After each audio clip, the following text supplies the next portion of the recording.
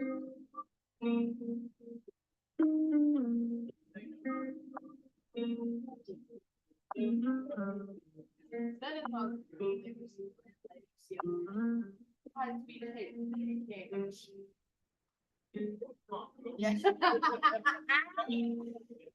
Speeding down Commonwealth University. All right, Commonwealth Ave. Okay, let's see. There an accent. That is.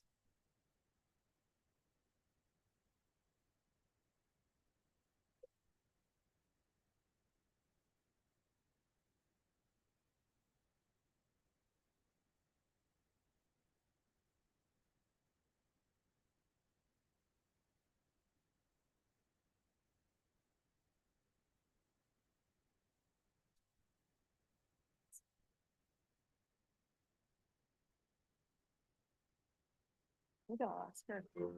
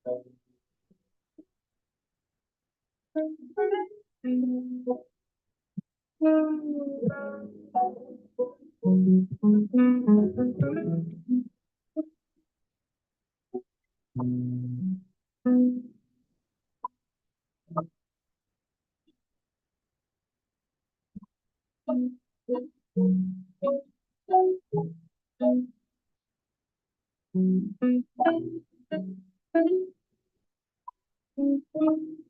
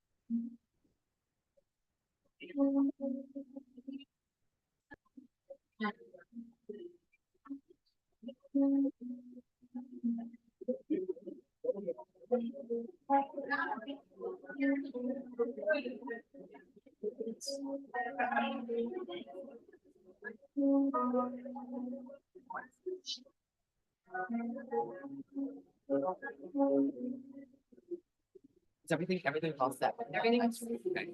yes. Elizabeth, are there names of people at the Hutchins Center who we should thank again? I just don't It's in know. our chat. I know, but I can't, I'm not gonna be able.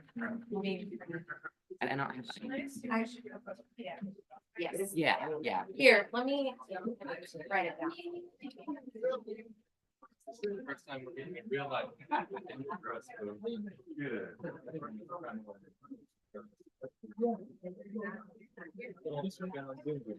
No, I'm not saying. Okay, I'll do that. Hello? Hello?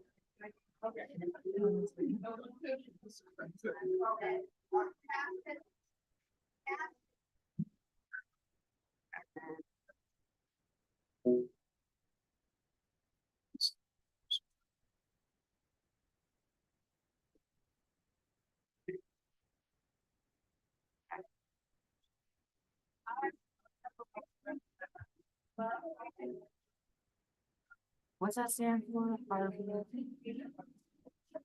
Organization. Prison education and action, I think advocacy. Oh, advocacy. No.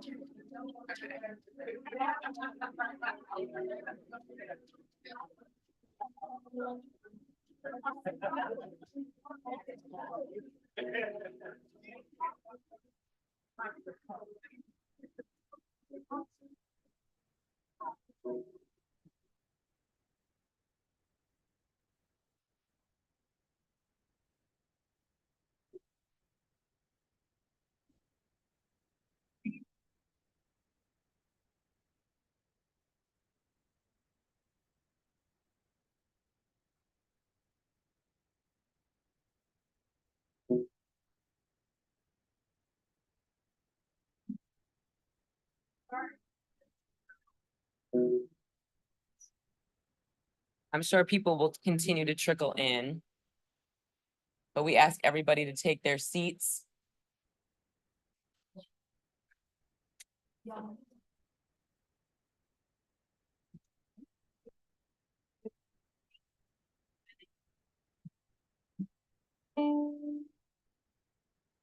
Where's the music? Can you turn off the yeah.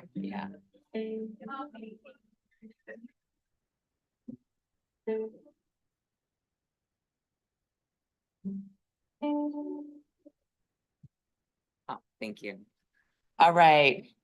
Welcome everyone to our concluding session of Reimagining Justice, a Future Without Collateral Consequences. We just want to thank everyone for being here. Most of all, we want to thank our participants, not only for their tireless work, but for their brilliance, for taking the time out of their busy schedules to come to Harvard and to share their expertise with us.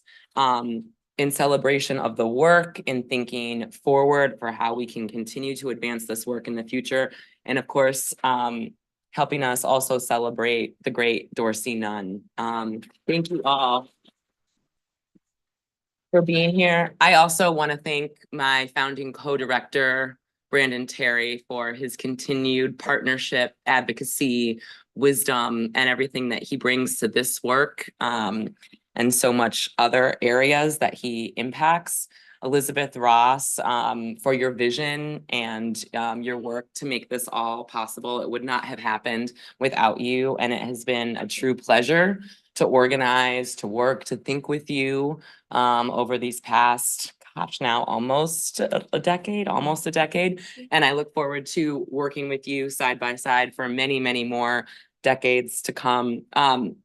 I also, of course, want to thank the Hutchins Center for their sponsorship. Abby, Kingsley, Justin, Sandra, and Velma, thank you for helping to handle everything to make this possible.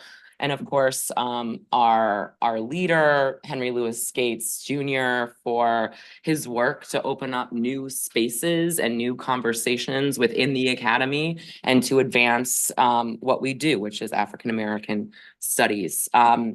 I've said this before, and I think now, almost a full day of conversation, I can really emphasize and say without doubt how historic and important it is that we are having these conversations here at Harvard University. These conversations have not happened before in this way at this university. And so, again, I thank all of you for making history in your work, but also helping us to make history here at Harvard. Just as a reminder, this event is being live streamed, it's being recorded, and so will live on for many, many years far outside this room. I am excited to at least show the first panel in my classes because as Dorsey said, right, he'd been waiting 40 years for this conversation, and it's happening and it's important. Okay, so I'm going to hand things over to our amazing moderator, the great Andrew Manuel Crespo, who is the Morris Wasserstein Public Interest Professor of Law at Harvard Law School, a national expert on criminal law and policy, and the executive faculty director of the Institute to End Mass Incarceration. Andrew Crespo's research and scholarly expertise examine how the power structures and legal frameworks of the American penal system have combined to produce the systems of carceral harm, racial injustice, and systemic oppression that are mass incarceration. Professor Crespo's award-winning scholarship has been published in multiple leading academic journals. He is also co-author of a forthcoming book, Criminal Law and the American Penal System, that transforms the required criminal law course in American law schools into a course about the role that law and lawyers have played in building and sustaining mass incarceration. This is an incredibly critical text. I cannot wait to read it, to use it, and to assign parts of it. A publicly engaged academic, Professor Crespo serves on the President's Commission on the Supreme Court of the United States, the Academic Advisory Board of the American Constitution Society, and the Advisory Committee on the Rules of Criminal Procedure in Massachusetts. He is a regular voice in national conversations concerning the American legal and penal systems, offering public writing and commentary in various national outlets such as the New York Times, the Washington Post, and NPR. He is also an active advocate litigating cases that challenge prosecutorial and police power. Prior to beginning his academic career, that wasn't enough, Professor Crespo served as staff attorney with the Public Defender Service for the District of Columbia, where he represented over 100 adults and juveniles charged with serious felonies, ranging from armed robberies to burglaries to homicides. Professor Crespo graduated magna cum laude from Harvard Law School in 2008, where he served as president of the Harvard Law Review, the first Latino to hold that position. Following law school, Professor Crespo served for 3 years as a law clerk, initially to Judge Stephen Reinhart of the U.S. Court of Appeals for the Ninth Circuit, then to Associate Justice Stephen Breyer of the U.S. Supreme Court, and finally to Associate Justice Elena Kagan during her inaugural term on the court. Following his time as a public defender, Professor Crespo returned to Harvard, where in 2019, he became the first Latino promoted to a tenured position on the law school's faculty. We are extremely fortunate to have Andrew Crespo moderating for us today. Thank you so much, Andrew. Please. Well, Elizabeth, thank you for that very generous and detailed introduction. And I'm very, very not just touched to both you and grateful to you and Brandon for including me in this, and Elizabeth for inviting me to be part of this, but for bringing this conference together and this conversation together. I am just so proud to have colleagues like all of you who are doing such tremendous work and who share the idea of, look, the reason for having a university like this is for it to be engaged in solving the injustices of the world, and to bring such tremendous experts and leaders to our campus to talk about that. I'm grateful to everyone on this panel for that. A lot of the work and teaching that I'm doing right now is with a longtime mentor and friend named Marshall Gans, who teaches a lot about organizing. And I feel especially lucky to be on a panel with some amazing organizers and work a lot with organizers. If there's one thing that I know about organizers, it's that they know how powerful it is to be able to talk about their own stories and the connection of their stories to their work. And so rather than read you their bios, what I'd like to do as a sort of first question for this panel is to just, we'll go down the table. I'd like to invite everyone to introduce yourselves to our audience. I know that you've all been in conversation for much of the day, but there's also some folks watching online who may be seeing for the first time. If you could share what brought you to your work, what your work is, and how it connects to this effort to try to end perpetual punishment and collateral consequences. And then I'll have a whole bunch of questions about lessons we can learn from the fights you've been in, from the areas that you're pushing for, and from the people that you're working with. But my first question is really just to invite you to tell us some of your story of who you are, why you do what you do, and how that work connects to what we're talking about here today. And we'll start with Bree. Hey, everyone. My name is Bridget Tamar. Just go by Bree. Have the absolute privilege of being the executive director of a small but mighty, mighty organization, Bard Business. And our work, I am my work. My staff, my comrades, they are my work. We deal with all things that exclude justice impacted people from a conversation, from a house, from a anything, from having a baby, from adopting. We fight collateral consequences. As my comrade Marlon says, permanent punishments. So that is what we are in the pursuit of, dismantling that system. I am an abolitionist. I am an organizer. I am a daughter. I am all of those things. But what is the most important to me is my organizing, me being an organizer. And wow, what was the third question? What brought me to the work? Thank you, Norris. Thank you. What brought me to the work was me. After graduating top of my class from Rutgers University, I thought I was going to be an accountant. And as opposed to going into deep practice of numbers, something that I love, understand, folks wouldn't believe it, but I'm actually shy and prefer numbers to people. But I instead went to prison. Someone used my vehicle and I ended up serving 10 years. And the worst thing and the best thing that happened was I was able to know and understand my circumstances, not right away, but immediately after. I came home and was introduced to movement from a woman down in Atlanta, Georgia. I learned a lot about why I went to prison, and the white woman next to me got to go home and got a pat on the wrist, and her charges lessened. And I, because I went to college, was listed as a mastermind. So I understood my Blackness in that day and took 10 years to unpack it. And after me unpacking it, that was the worst thing that could ever happen to the state of Georgia. And to Paul Howard, who I love to give illustrious hellos to because he was my district attorney and knew that I was innocent, but went out of his way to make sure that I went to prison. And when I came home, I went out of my way to unseat him. He had been in office for felt like hundreds of years. But I always loved to say hello to Paul Howard because he helped to create the creature that is Bree. So yes.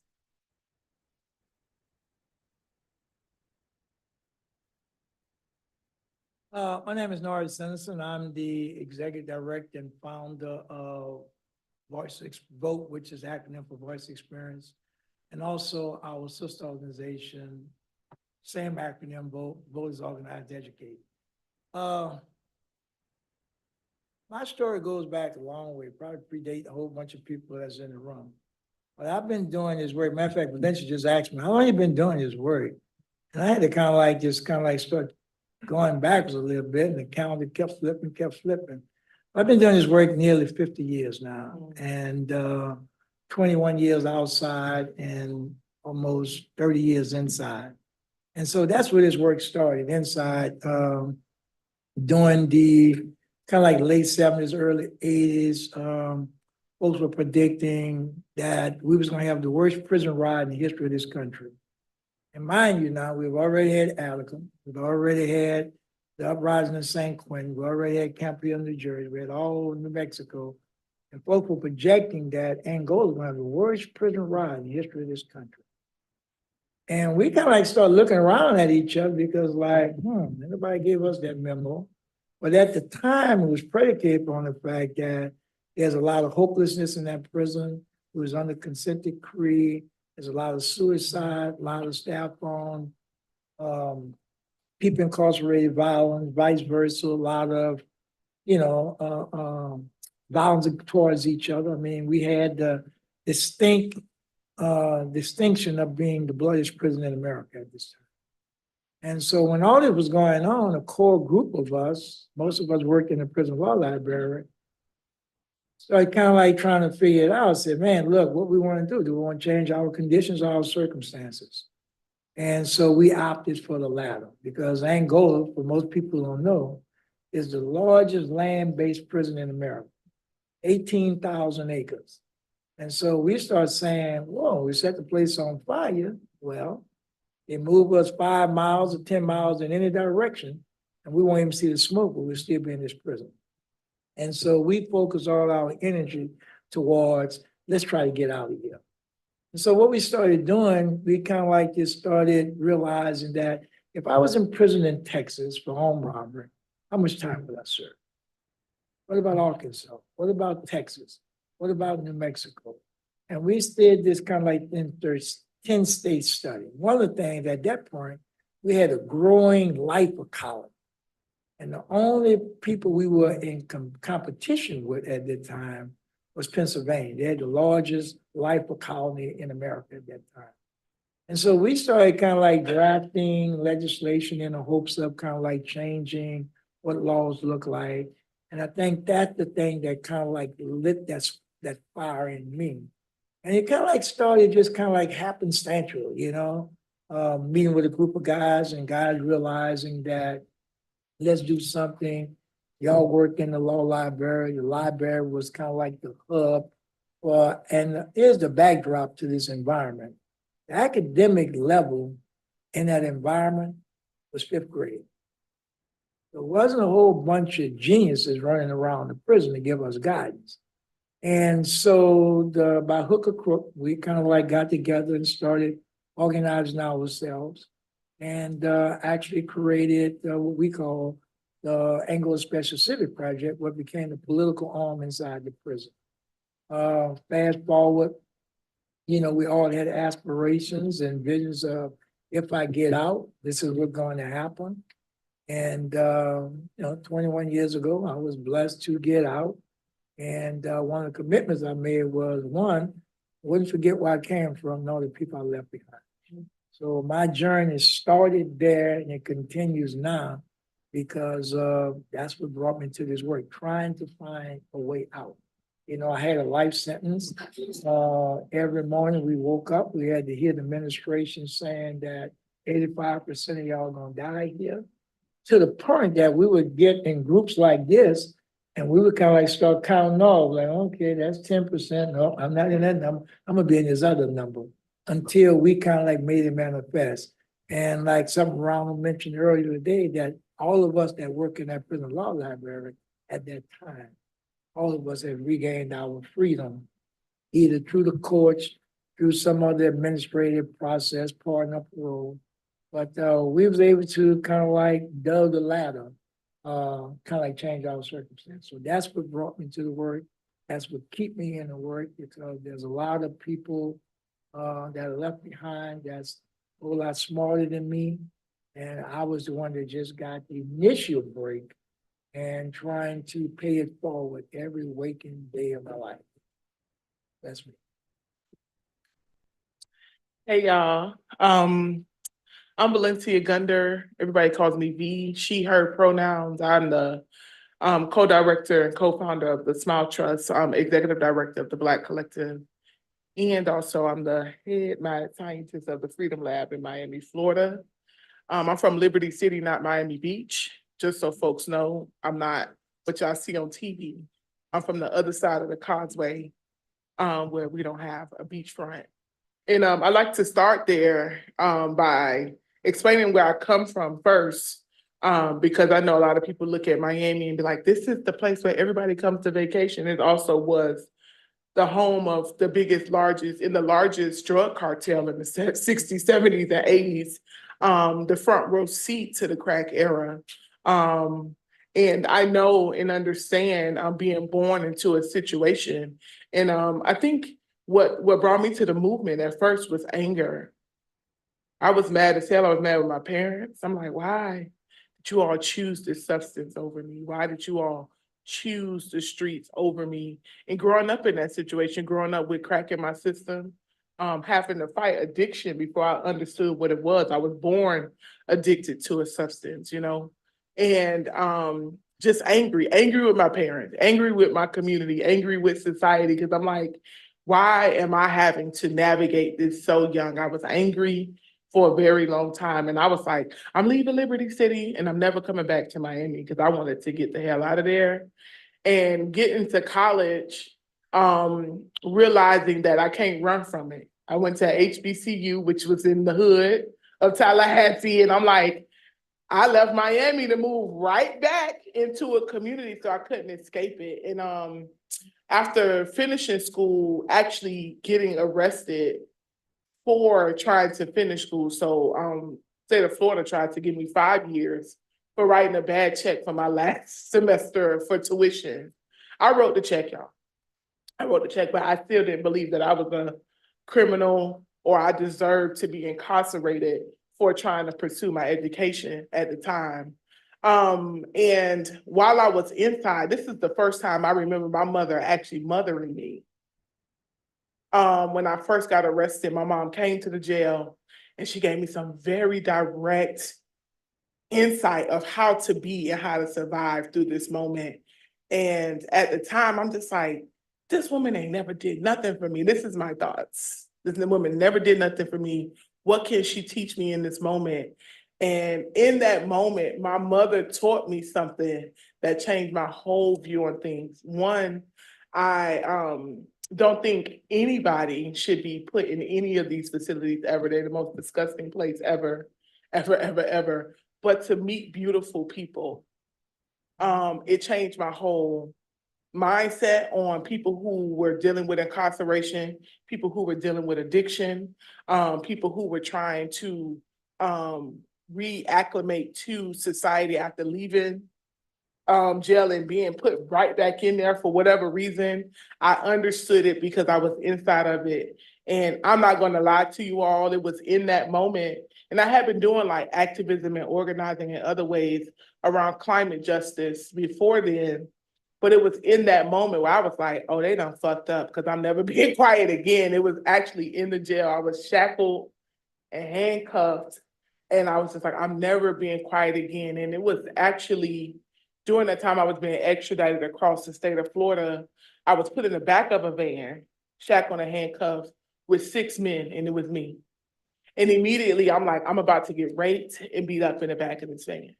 And I'm a fighter, y'all. Y'all know I grew up in the hood. So I'm like, if I ain't had these cuffs on, one or two of them I have to see me, but with these cuffs on, I'm fucked. Like I'm just like preparing myself in the back. And then one of the guys who knew me from Liberty City was like, y'all, we can't do nothing to her.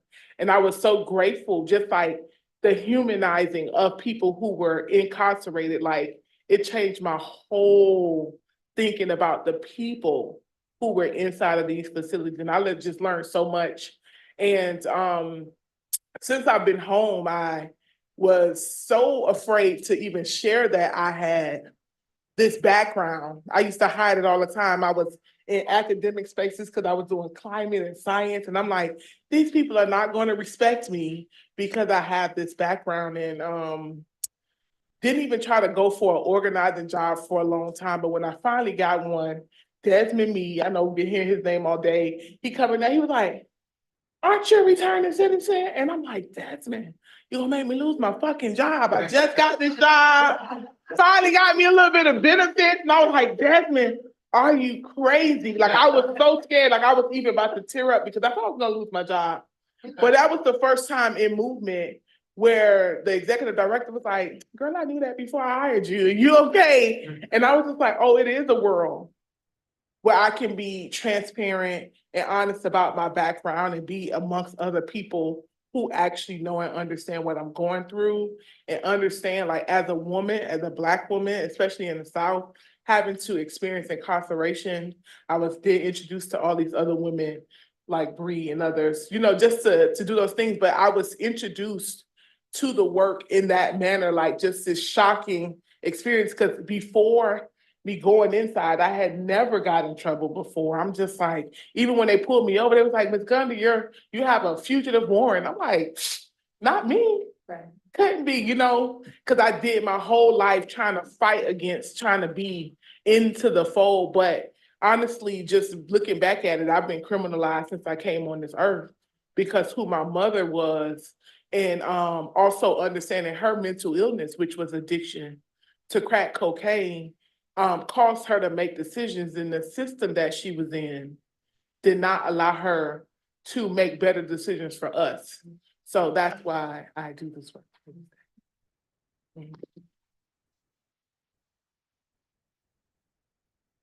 My name is Marlon Chamberlain. I am the founder and executive director of the Illinois Coalition to End Permanent Punishments.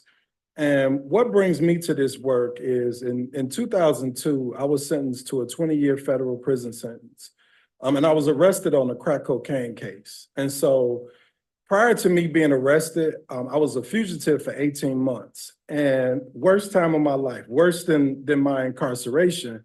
And so I remember, but I wasn't going to turn myself in. They had to do their job and catch me.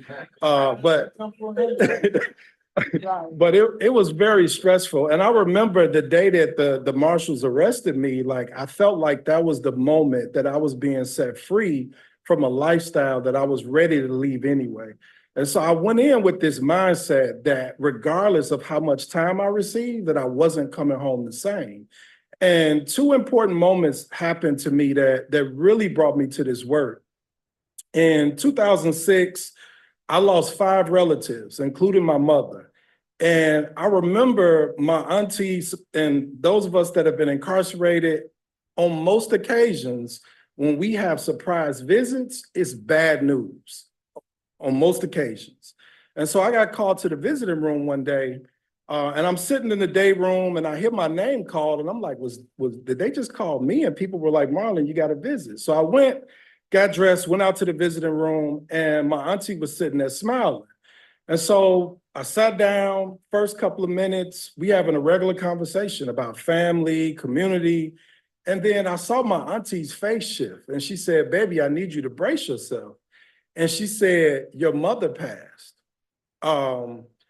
And I remember a month prior to my auntie sort of conveying this message that my mother came to see me and she blamed herself for me being incarcerated. And I remember trying to convince my mother that it wasn't her fault, that it was my fault based on the choices that I made. But the reason why I share this story and how this brought me to the work, similar to what V mentioned, it was the men that I was incarcerated with that helped me get through that. And not only did I lose my mother in 2006, I lost 5 relatives. It seemed like every month I was just getting bad news. And I remember it got to a point to where I had to tell the guys that I was serving time with, I'm okay, because they were crying and it turned into me comforting them. And I always say this because people are shocked when I share this story. Imagine this, these so-called hardened criminals crying with me about the passing of my mother. And then the second thing was in 2010, the Fair Sentencing Act passed. And for those of you who don't know, it changed the ratio between crack and cocaine. And the only difference between the two is baking soda, but that's a completely different story. But I saw the impact from 2 different perspectives. One, my 20-year sentence went to 14 years. So I ended up serving 10.5 years, but I also saw the impact of the institution because there was hope. Like people were being called over the PA system and given immediate release. So there was just this buzz of excitement that was in the institution. And so I told myself coming out that I was going to get involved in this work. And I also just want to say that I also went into the system, and I hate to use the word bad, but I went into the system thinking everybody was guilty or bad. And what I discovered was that I did time with a bunch of brilliant people who made a mistake, who really poured into me and helped shape the person that I am today. And so coming out the system, initially I started a painting company. I met one thing about the federal system, you meet some interesting people. And a lot of folks make promises that we sort of say like, yeah, okay. But I had some Italian friends who said, I'm gonna give you a job when we come out. Yeah, whatever, okay. But they ended up connecting me and starting me off as a painter. Never painted before in my life. And I grew as a painter because I'm a learner. I love to learn. And they ended up giving me an opportunity to run my own painting company. Now, this is a year out where I was able to hire from the halfway house 10 people. And at one point was running a business with 2 crews. And I mean, we were working 7 days a week. In terms of like being able to hustle and make money, like I had this opportunity. But at the same time, I was volunteering with a faith-based organization doing community organizing work. And so I remember every time like they would have different events, I would shut down the work crew and I would tell the crew, hey, listen, I'm gonna pay you for the rest of the day, but I need you to show up to these events. And so when I would show up, I was showing up with people. And so people started saying, who do you work for? And I'm like, I don't work for nobody. I work for myself. And after a year, an organization or one of my mentors, he offered me a job as an organizer, or he kept mentioning in meetings that he was looking for an organizer. And for me at that time, that was going over my head. Like I had no interest in being a professional organizer. But then one day I was riding home and I was like, I called him and I said, Alex, can I apply for this position? And he said, I've been waiting for you to ask me that. So I ended up applying, but I would also say this too, because like looking back, I was naive in terms of the nonprofit industry. So I left something that was very lucrative for a salary that was embarrassing when I look back now. But that's another story. But what keeps me in this work is one, the men that I serve time with and the work that we do. I was a part of one of the pioneers who helped build a coalition called the Rocky Coalition. And what made this coalition unique was that it was led by formerly incarcerated people, organizers and leaders working in partnership with policy experts. But the difference from this coalition was we did the lobbying. The policy experts prepped us, prepared us, they helped us learn how to navigate the Capitol. And we went to the Capitol. Each organization would take turns, and every week we would occupy the Capitol, talking to legislators. And I remember in 2017, we passed the ceiling expansion bill, which at the time was the most expansive ceiling expansion bill. And when we passed that bill, the legislators on the floor turned around and looked at us in the gallery and said that that had been the most lobbied bill that legislative session. And overall, I think we passed over 15 bills.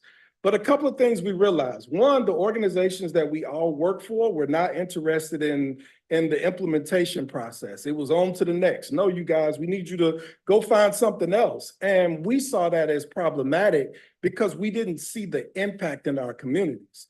The second thing was we started thinking, man, I don't want to do this work for the rest of my life. And if we keep introducing one bill at a time, that's exactly what we're going to end up doing. So we said, let's do a research project. Let's look up and see how many statutes actually exist in Illinois that create these permanent punishments. And we did the research project, and we now have these statutes cataloged. And the approach that we're taking to the work is a wholesale approach, meaning instead of introducing one bill at a time, we're introducing a package based on different sectors.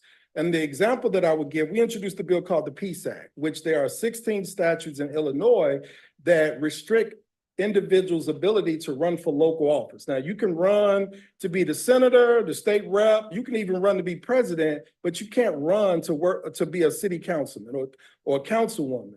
There are certain boards and commissions that we can't be appointed to or elected to because of our records. And so what we did was we introduced this sort of holistic bill that said, let's remove the barriers for individuals like myself. And there are like 7 statutes related to like electoral misconduct. It's like 7 of them where if you've been in public office and you are arrested and convicted, there will be a waiting period. Even for individuals that have had that opportunity, we still didn't want to create a permanent punishment for them. So what we proposed was a waiting period where whatever that, and we wanted to use that as a negotiating tactic. But we wanted to create a waiting period. So that's the approach that we're taking to this work. And we also are traveling around the state. I read Desmond's book, And without even talking to Desmond, like I started traveling the state, just riding around the state, because I remember in his book how he talked about he just drove around talking to any and everybody. So we started doing that. And what we discovered was that there were people all across the state that had similar stories, that were facing similar obstacles. And so now that's the work that we're doing in Illinois, is continuing to build chapters across the state so that we can build a voting bloc to influence elections, so that we can put people in office that support our work and support the legislation that we know will impact our communities.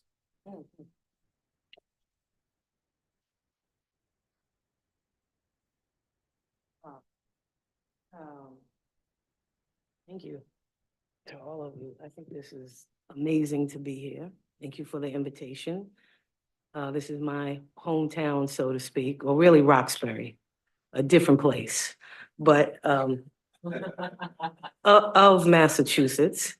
I'm really honored to be in the space with our legends in our ecosystem, Dorsey Nunn, Norris Henderson, both who have mentored me and have kept the door open for us.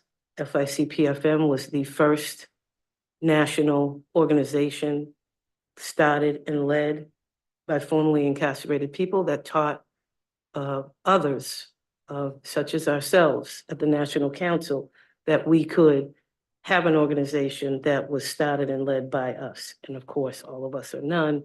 We are all members of both FICPFM and all of us are none. But I cannot thank you enough, Dorsey and Norris, for mentoring me and for keeping these doors open for us. Susan Burton, Sue, great mentor of mine, Vivian Nixon. So I think what brought me to this work initially was I'm a 5th generation Roxburian and 6 generations in Roxbury, 5 generations in the same house up on Humboldt Ave, off of Humboldt Ave on Crawford Street, if any of you are familiar. It's the most incarcerated corridor in the Commonwealth of Massachusetts and has been for decades. But my personal story, I am the product of African-American family between Roxbury and Oak Bluffs, Martha's Vineyard. I'm very proud of that. My great-grandmother used to go down and wash the clothes of wealthy white folks in a little hut on Martha's Vineyard, and she used to put my grandmother on the little red wagon and take her down there. And so my mom in our home on the vineyard keeps a picture of a little red wagon, keeps a little red wagon on the shelf. But my family, my grandmother broke the color barrier for Black nurses here in Boston. She was one of or the first Black nurse in what we used to call City Hospital. It's now called Boston Medical Center. My uncle was the first Black tenured law professor at UCLA. My aunt was the first woman lead pediatrician for LA County. My parents, Matthew and Dolores Good, were both professors and researchers of African diaspora and full of history between Roxbury and the Vineyard, polar bears, the cottagers. And so I was raised up in this ideology of the civil rights movement. I was taught that from birth. I had the privilege of being surrounded by incredible people who were part of that work. And it was just part of who we were raised to be. When I went to law school, following the footsteps of my uncle, who that's all I ever wanted to be, was a lawyer because of my uncle and his work. But when I went to law school, I was taught under the tutelage of the amazing David Hall, who at the time was, I think, the only Black law school dean. I went to law school a long time ago, but at that time, I think he was the only Black law school dean. So really poured into by folks. And that, of course, exposed me to some folks I want to bring into this room. My mentor, Charles Ogletree, Professor Ogletree, David Harris, Charles Hamilton Houston Institute. We shouldn't get caught into these beliefs that we can only have just this. We can't do that. There's a lot of history and we need to keep that history alive because there's history there that we won't know or learn about if we only have just this. And so particularly in places like Harvard University, that has an endowment that could have more than just this. And so I walked into prison as a lawyer, as a person who had been very well educated, raised by amazing, incredible, beautiful people here on the vineyard in California, and who had really poured into me my entire life, and with a lot of privilege. And I have to tell you, that can be a real curse when you go to prison and you are unable to accept the treatment of Black women that you are incarcerated with, and understanding acutely what not only Michelle Alexander, lots of people have taught us about the history, and thank you, of our people and from slavery to mass incarceration. But she wrote something that lit a fire somewhat in this country. Elizabeth Hinton wrote about from the war on poverty to a war on crime. There's lots of history. Professor Gates has been teaching us decades about the history of these issues in our people. So walking into that prison, I could see through my eyes and through my life experience what was happening, and that we were talking about another iteration of slavery in this country. And it was heartbreaking. It was absolutely heartbreaking. And it was heartbreaking enough to have to go to prison to bring what I considered the shame that I brought upon myself and my family. But when I realized that I was going to prison for wire fraud as a lawyer here in the Commonwealth, my mother was the first person to go to her cottagers and to her polar bears and say, my daughter is in trouble and I need all of you to support us. And they did. But I was in a prison with women who hadn't seen their children for 10, 12, 15 years. I was in a prison. I was fortunate. My husband brought my kids to see me every single visit. And I want to bring him into this space too, because my husband grew up in a very different way on the streets of New York City. And my father was the first father figure that he ever had. And my husband did a significant amount of years in prison prior to his transformation, starting at 16 years old in Rikers Island and finishing up with a mandatory minimum federal sentence. And his health was bad as a result of being buried in a prison. And he died recently, unexpectedly, of a heart attack at the age of 58.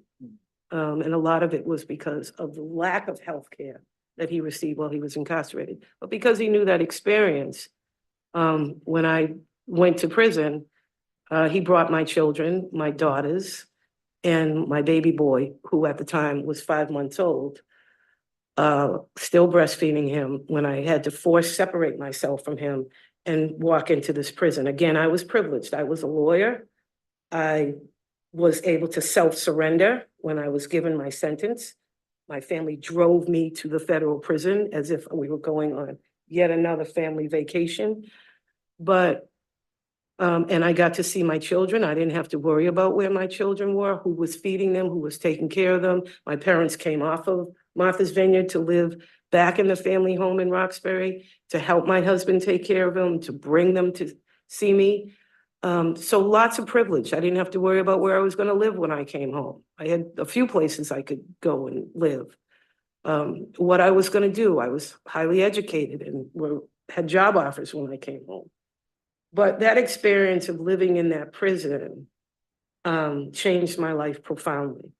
And I grew up in Roxbury. I had the best of both worlds. I went to Milton Academy and I grew up on Crawford Street in Roxbury. and got to go to the vineyard all the time. So, but I knew about all these things, and I was married to a man again who significantly had a different upbringing, but living in that prison, walking into that prison and living amongst women who, again, had very little education, but were some of the most brilliant women that I have ever been in the company of. And I was grateful then at that time that I was bringing in with me all the alchemy of all the other life experiences that I had, growing up in my family, going to being really well educated, going to law school, practicing law, practicing criminal defense law, and now becoming an incarcerated person. That's being a mother, being a wife. All of these things were made up who I am. But it was also all of these experiences that I brought into that prison with me. And we started to organize as incarcerated women. I got to teach GED classes. I taught English and science, and nobody cared what happened down in that back classroom. Nobody. My dad used to make copies. My dad passed away recently too at 93, but my dad would make copies and put a little note on top because the books were from 1974. The GED books that the women were trying to pass this. I was in prison in 2010, GED. So he did everything he could as an educator to help us. But the stories, what I already knew, the separation of mothers from their children, the Adoption Safe Family Act, how it was destroying Black women and their children and the connection to them. The fact that women hadn't seen their children since they were looking out the back of a law enforcement vehicle, and that was 10 years ago.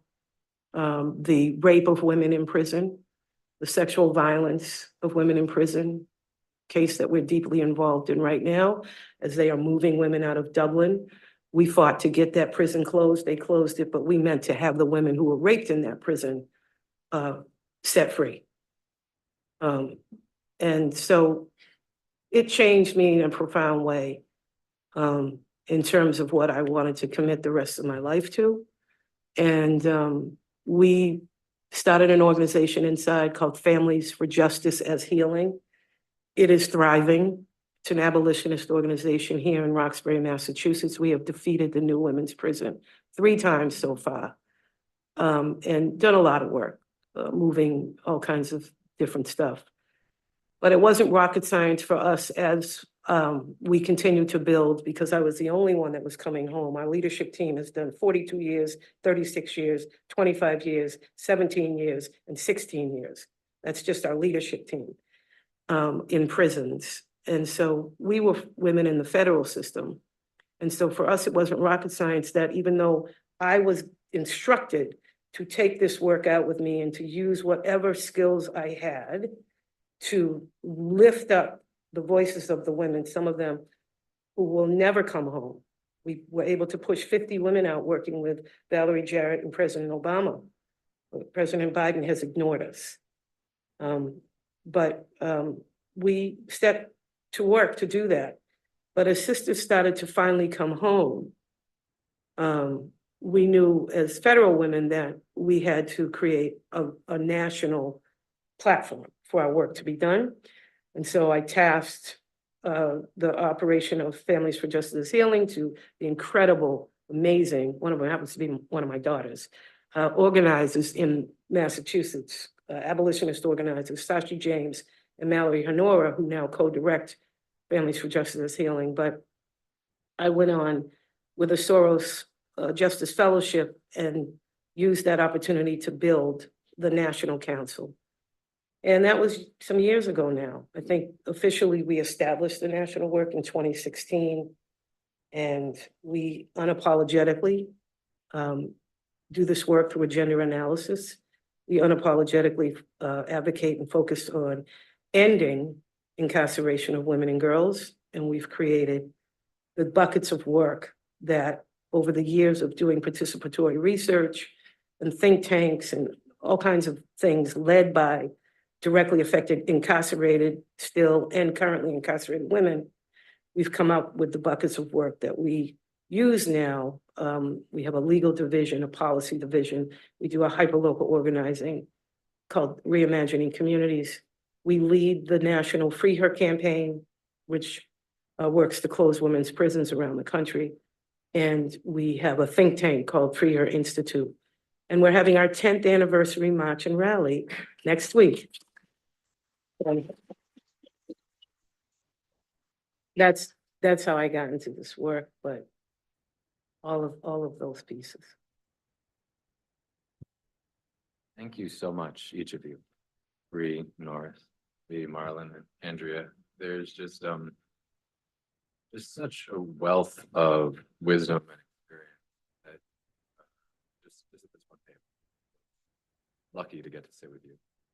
I want to connect the stories you've shared to the themes of this conference and collateral consequence and perpetual punishment, which I'm sure this came up this morning in, I'm a law professor. In law, there's a phrase that's often used for these concepts that goes back to old English cases of civic debt.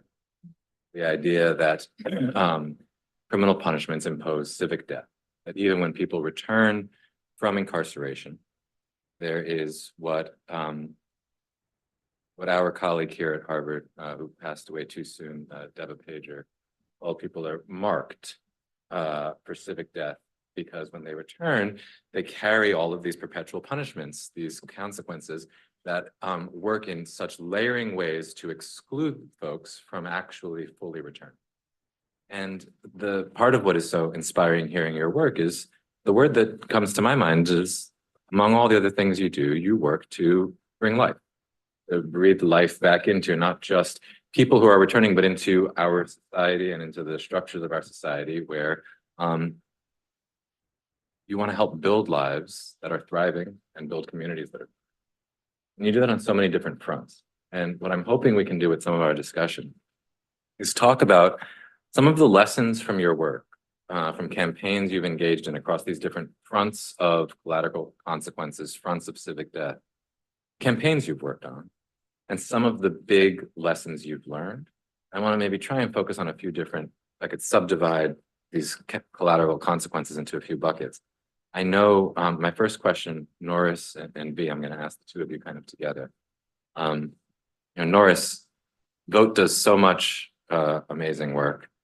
I know this in part firsthand because our institute, Norris is the advisory board of the Institute to End Mass Incarceration, which I direct with Premal Daria, and we are in coalition together right now, working to stop a federal prison from being built in Eastern Kentucky. VOTE does such tremendous work across different fronts, but also in its name, VOTE is the idea of one of the perhaps most famous collateral consequences, the exclusion from the political process. And V has done work in Florida about returning the franchise, returning voting power to people who have criminal records. These are campaigns that are done through organizing and then eventually to the ballot box, sometimes on referenda. And they have had success, and then they've had setbacks. They've worked in some states better than others. I'm just curious to both of you, what your lessons learned and sort of key advice to folks on the front edge of trying to carry that fight forward, state after state, location by location, about the effort to end this particular collateral consequence, the exclusion from the political process. Let either one of you take it.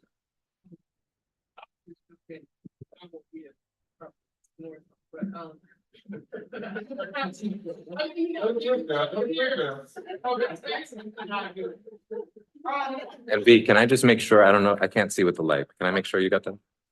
There we go. Okay.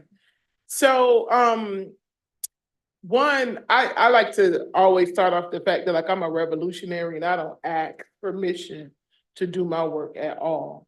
And I felt like when I stepped into this campaign, which ended up being Amendment 4, that's when I first met Desmond. Just to be fair, Desmond was the one who brought me into the fold personally, actually. And he had gave me a stack of petitions and he was like, V, I need this done. And I was like, okay, give them to me. I'm gonna get them done. And I felt right then, I was working at another organization. And I didn't know that organization to be in partnership or in coalition with Desmond at the time. But I was like, I'm not asking anybody because I need my voting rights back. And I know as I've been walking through my community, people have been saying like, I don't vote because I can't, right? Including my mother, my father, and both of my brothers, right? Even in my household, that was the thing. And I, just want to start off with the advice is that you don't ask permission to change things that are harming people. It is our duty to do that at all times, right? And we ask for no forgiveness either, right? We know when making changes, it makes the status quo very uncomfortable. You're gonna ruffle the feathers or whatnot, and all of these things. And my biggest thing when I stepped into supporting Amendment 4 was a lot of people gonna have a lot of things to say. A lot of people are going to want to stop us from doing this. And I am not going to be a part of the stopping. That's what I knew for sure. 2, it takes a lot of years to do this work. It's not super fast. Desmond was working on it way before I met him, you know? So when I jumped in, which was the end of 2015, and we didn't get it passed until the end of 2018, you know? So that took 3 years of my life that I was proud to put in whatever capacity that I knew I can do it. And also, sometimes the work requires you to do work in a way that you didn't do it before, right? So I'm an organizer. I'm very well known for like being able to mobilize canvassers. I could teach people in the field. I am the person that you want to lead your team into a community to hit these doors. That's what I do good, I do best, and I can do all the time, right? And I knew that that was a skill set that this campaign needed. And also, Desmond was like, V, I want you speaking South Florida. I want you all over the thing. And I'm like, Desmond, I don't really do good on these panels now. Because people don't like how I talk. I got a Southern drawl, I have a lisp, and I have a city girl accent. And I knew in some of these spaces, they wouldn't want me to be speaking or whatnot. And he was like, speak anyway. And that was another time I was reminded to not ask for permission over and over again. So one, being called to do a specific thing that you're not comfortable doing is something that you have to get used to doing in this work.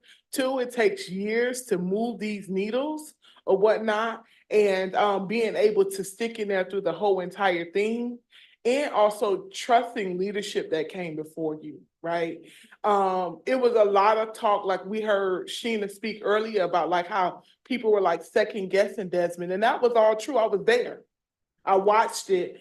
And one thing I decided to do in this work was to not second guess it. Like the guy was spending his own gas, a pack a day, traveling up and down the state without any funding for many years. Like, why would I not want to follow a grassroots organizer who cared about this thing? For the funding, was no news on him. It was no cameras. It was nothing. It was just, he felt like he wanted to make a change. And also, I was like, giants can be taken down.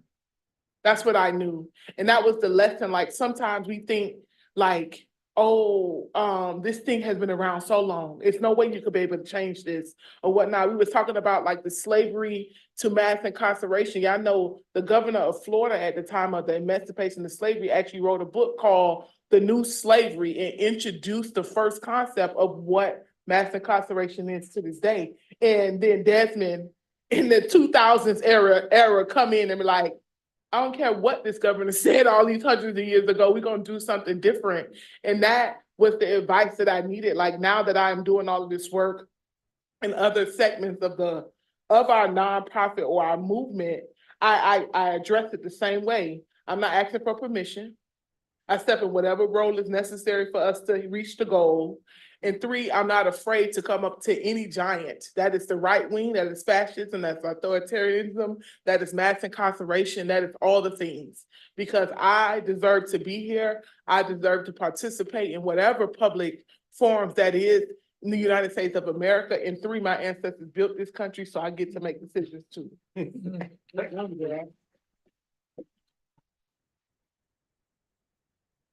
I forgot the question.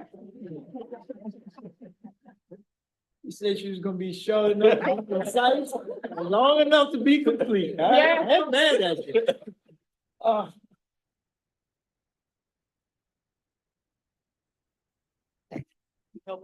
Yes, yes. I think one of the things about the voting, I realized that formerly incarcerated people had the right to vote while I was still sitting in prison.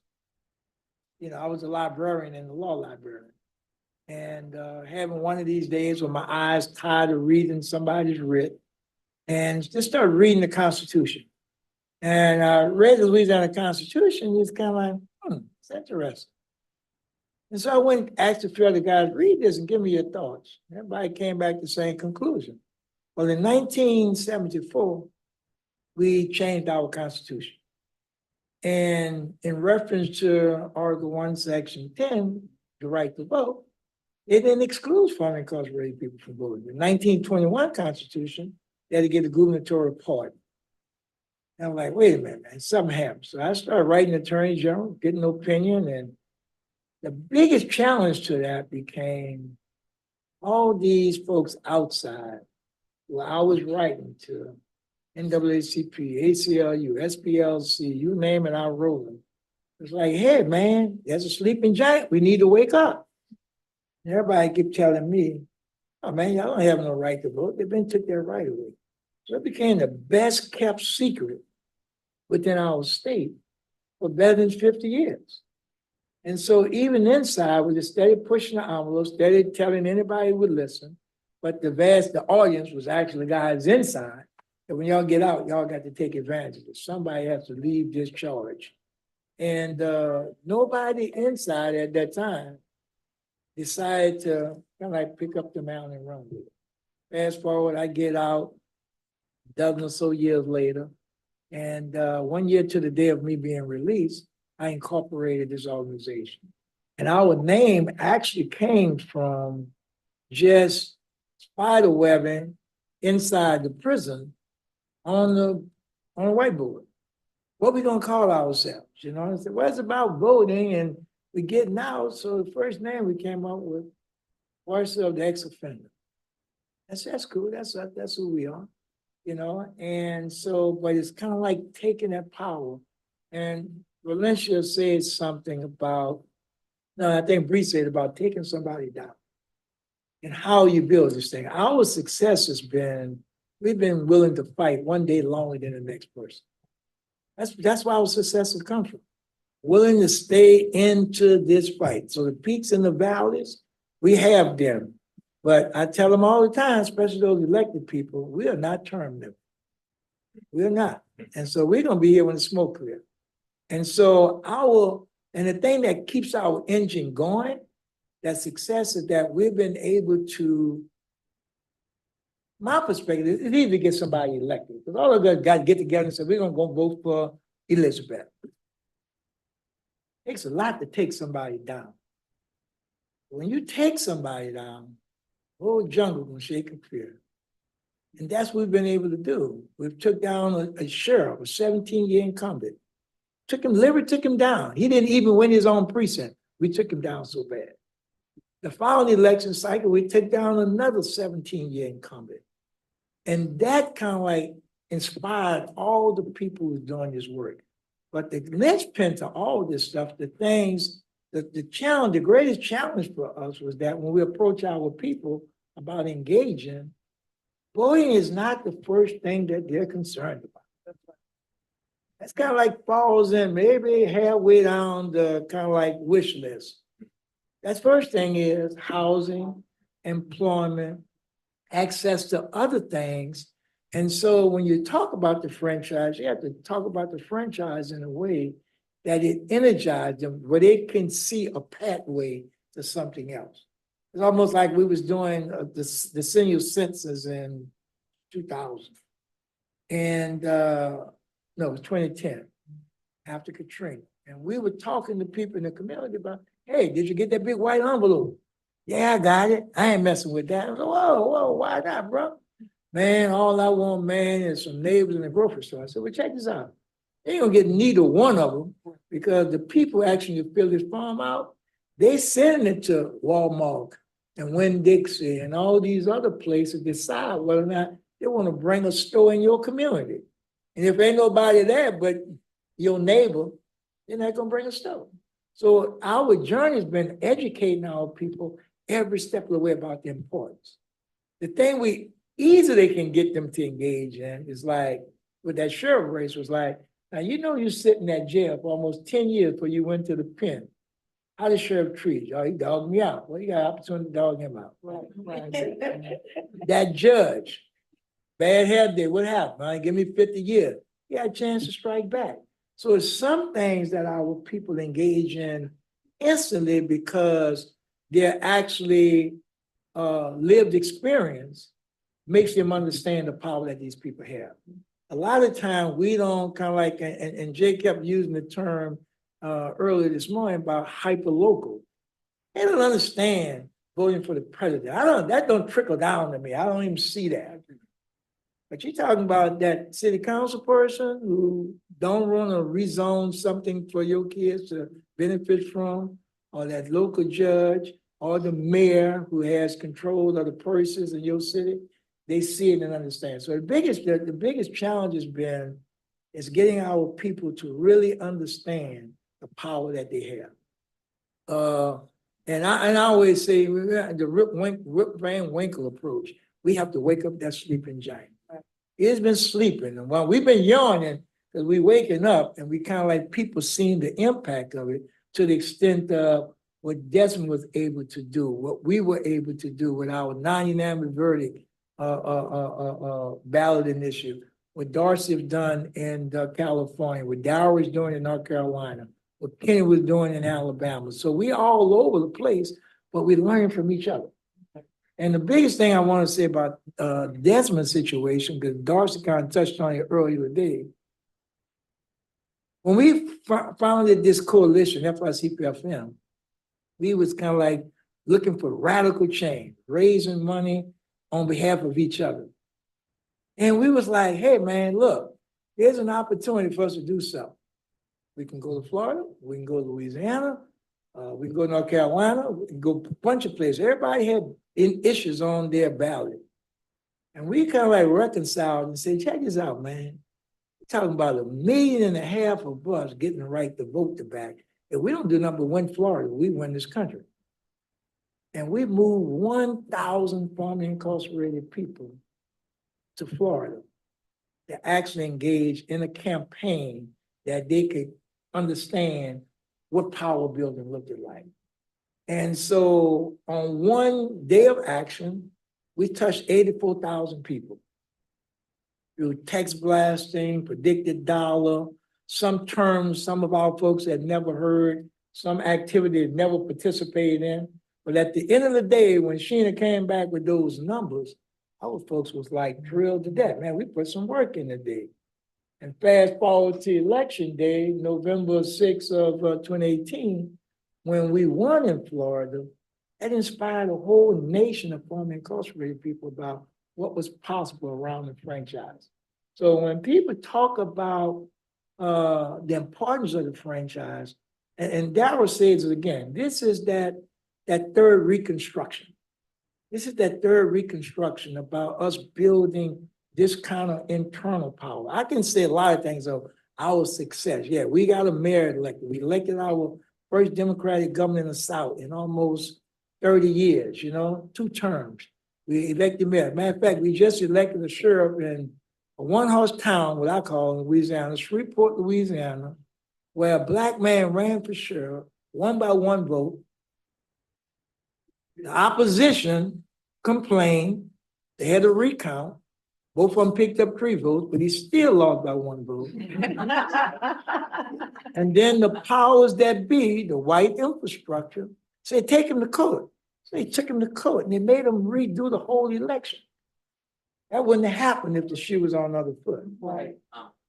But what we did was, okay, let's level the playing field. We knew there was a bunch of folks in that neck of the wood that had been in prison with us. Like, let's go and activate them. And that's what we did. So we went there, activated them. The election was March 23rd. You won by 4,200 votes.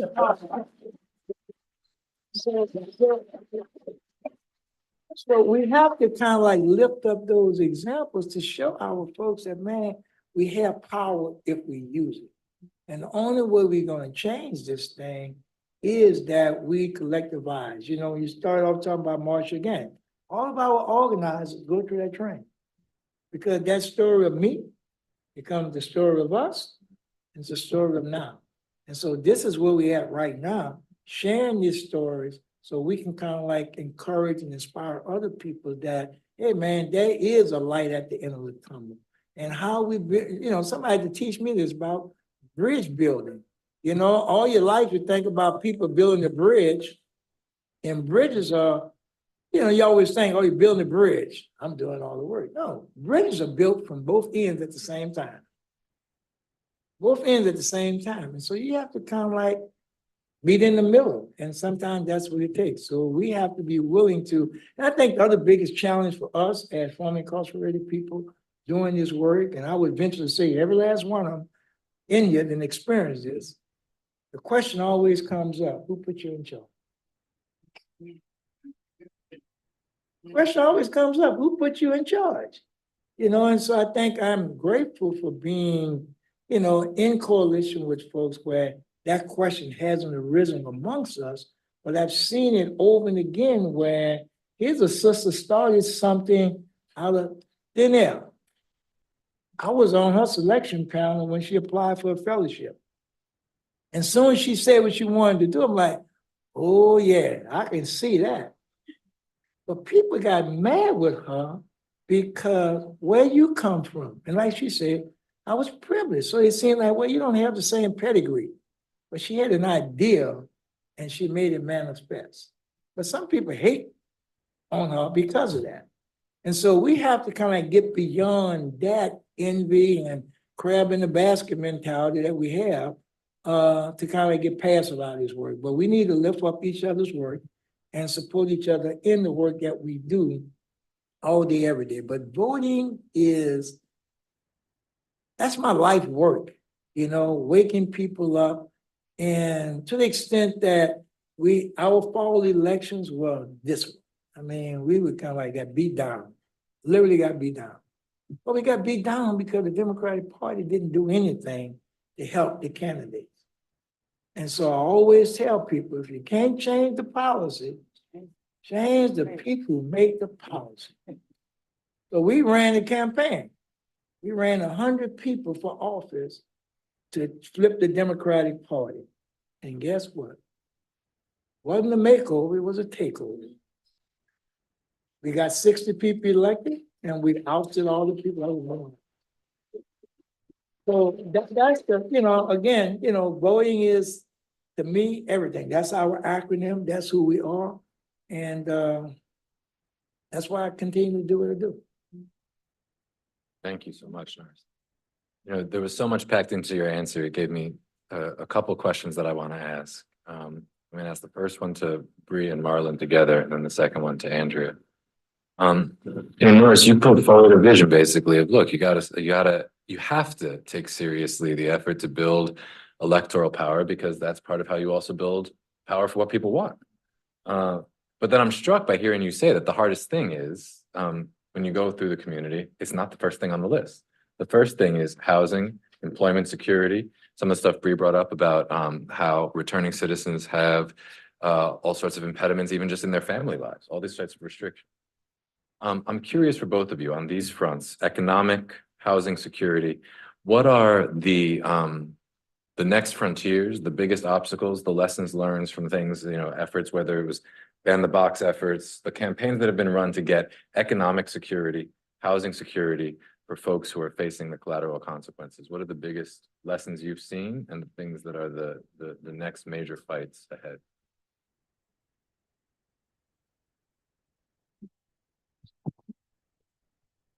Wow, I think when I think about some of the work that we do at Bard Business, when we were able to work to get the protected class passed in State of Georgia, City of Atlanta, we were able to make justice impacted people a protected class 2 years ago. And the fundamental reason why was because people wanted to work and people wanted to go home to a place, open the door, and go to sleep, to get up, to go to work.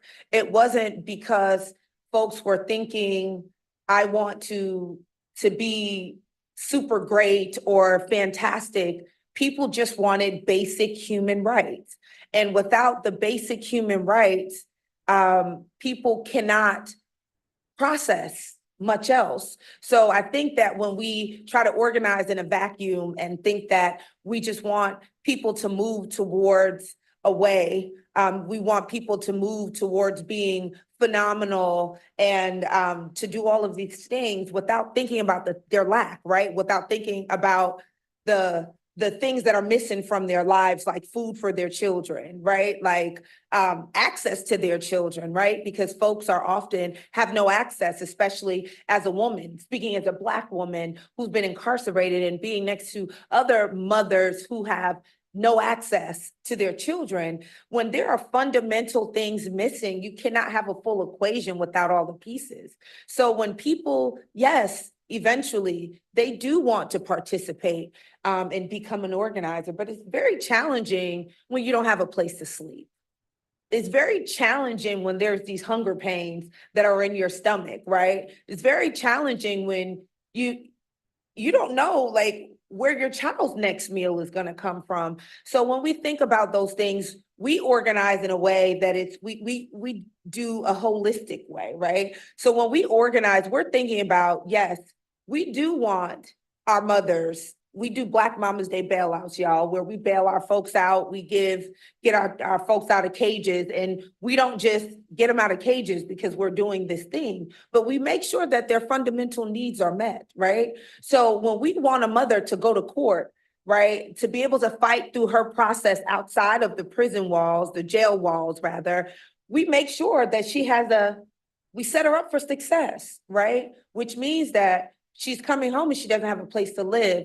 We actually have a house, right? We have a stable house. That's what we call it, where she can actually have a place to live, right? Numero uno, you need to be able to have a place to reset. Your mind does not work the same way when there is no place to reset. So we make sure that in this process that a person can have a place to stay, right? It sounds small to people because they have it, but when you don't have it, it's everything, right? And then you think about a person needing basic things like an ID. In Georgia, it just became, it just was legislated into law that folks are able to get driver's license while they're going through the process of being in prison, right? And when they're released, they can get access to a driver's license, because when you get home, like they ask you for IDs, and when you give them a prison ID, they say it's not acceptable. Right. So it's barrier on top of barrier on top of barrier. You want to get a bank account because you finally got that job, but you can't, right? Because you have that prison ID, right? And I remember taking one of my staff members to the bank, and they're like, no, you can't use that. That's not acceptable. So everything is a barrier, and it's compounded barriers, right? It's a barrier that is built on top of a barrier, which is very, very challenging.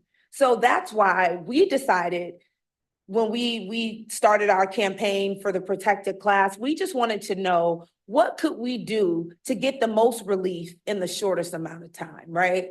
Like we were in the moment where folks, were experiencing homelessness, were like unable to like reunite with their children, just a plethora of things. So we wanted to do something that would actually make a shift, right? Like, so in Georgia, folks that have completed their sentences are able to vote, right? But a lot of those folks, you can't find them because they're homeless, right? You can't find them. The population in Atlanta, at least 75 to 80% of us are homeless, right? The unsheltered population is the justice impacted population, right? They mirror, they match, right? So when we go find our folks underneath the bridges. We find our folks in encampments, right? Because people are beautiful. Black folks are resilient. They're beautiful. So they make communities, even with cardboard boxes, tents, there's still community, right? Radical Black joy still in their predicament, but those are my people specifically, right? Our office is inside of the Dunbar Center, which I lovingly claim and call the trap, but it is. When you go and you don't know what will happen, the exchange, you don't know. But we know that that is where our people are, so that is where they are. That's where we are. And when we think about those, they can't get a place to live. That's why they're out there, right?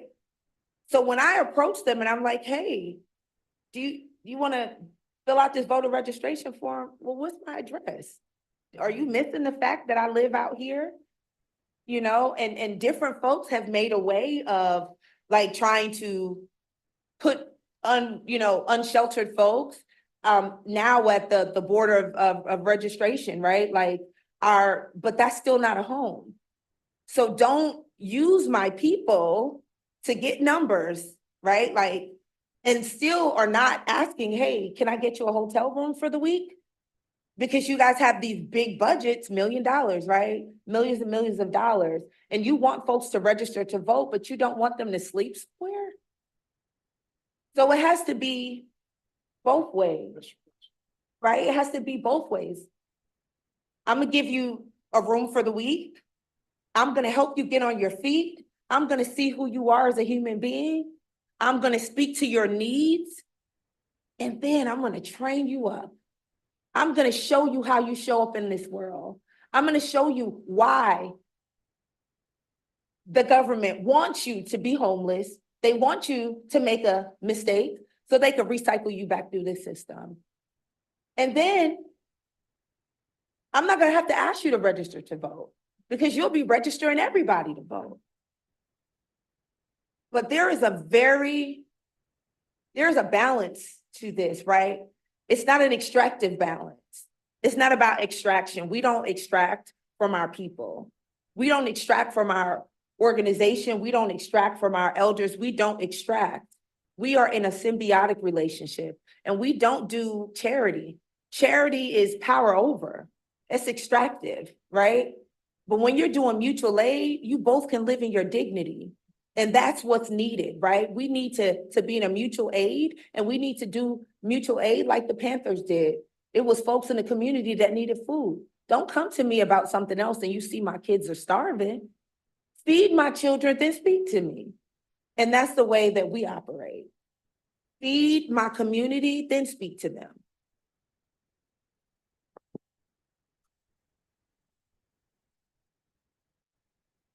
So I want to start with this quote by an unknown author that says, a smart man learns from his own mistakes, a wise man learns from the mistakes of others, and a fool learns from neither. You said it. And the reason why I wanted to start with that quote, Bree and I were just talking about how we would be naive if we didn't organize the elders to share the lessons that they've learned from doing this work for 40 and 50 years. And the reason why I share that in terms of lessons learned is one of the key things that I learned early on in this work is I was naive and I was exploited. Like I remember I was hired, paid probably like $35,000, and I was running around the city of Chicago doing way over what my job duties call for and using my own money because I cared. And when I would ask the organization for support, they would give me, to run around, and then they would ask me to show up in these funders meetings where I would hear dollar amounts that I'm like, whoa, wait a minute.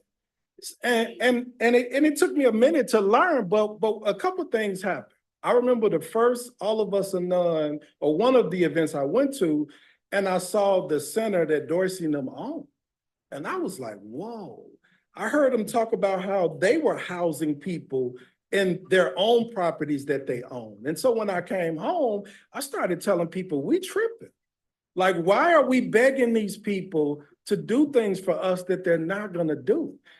had an opportunity to go to New Orleans, and I listened to Norris talk about how long it took to build Volt. And I also take into consideration, I heard him say that him and Bruce did this work for 10 years before they got this office space. And I don't minimize those lessons learned, and I don't just like calculate that in my head like, oh, well, this is stuff. No, I listen. Because what I realize is that if I listen to the folks who have been doing this work, that'll cut down on the mistakes that I have to make and shorten the time frame of where I'm trying to go. And what I see new in this space, because when we did our research project, one of the things that we discovered was that there were very few housing statutes that govern housing. What we learned was that background checks is the main factor in terms of who gets placed where. So a couple things I just want to name that I see in the space that help support our people to get them in a space where they can think clearly and then get involved. Guaranteed income programs. Let's pay our people. Guaranteed money that comes every month where folks can learn. My wife started a fellowship program that starts on the inside where she identifies 15 people. They start to prepare them to come out. And when they come out, she pays them $500 a month, and they only meet once a month. But when they meet that once a month, she brings in formerly incarcerated people that are in government positions, that have their own businesses, so that they don't have to, because a lot of these reentry organizations have like this cookie cutter model where it's one shoe fits all, and that's not us. So some folks come in and they talk about working in government, and some folks might say, hey, that's me. Some folks come in and they doing this work. And some people say, hey, that's me. But she exposes them to different opportunities to allow them to choose where they want to go. I also think about we stipend people. There are occasions where folks who show up and go to the Capitol with us and they've been trained as lobbyists, we pay them. We pay them a stipend. Jobs. When we begin, and this is going back to our elders, like ownership, because when you own the organization, I don't have a regular job application process. I found Shamir Love, who we just hired, somebody posted her on Facebook. She was venting because she had just been denied a job opportunity, and she did a 30-second Facebook post venting about it, saying, I'm sick of this. When does it end? I'm working 2 jobs. Every time I try to get ahead and start somewhere else, I get denied. And we was like, we're going to hire her. So we went through a process, but we knew already we were going to hire her because of that video and what she was saying. So I don't have a normal, like if I went, I've never applied for a job since I've been home. I've been recruited to every position. So when we own our own organizations, we can hire who we want and allow folks to talk about their experience and not feel like they got to show up with a suit and tie on and talk. No, you don't have to do that. We look for raw talent. And the reason why I hired her is because she likes to break rules and norms, and that's what she does. And I was like, she's an organizer. I'm going to hire her.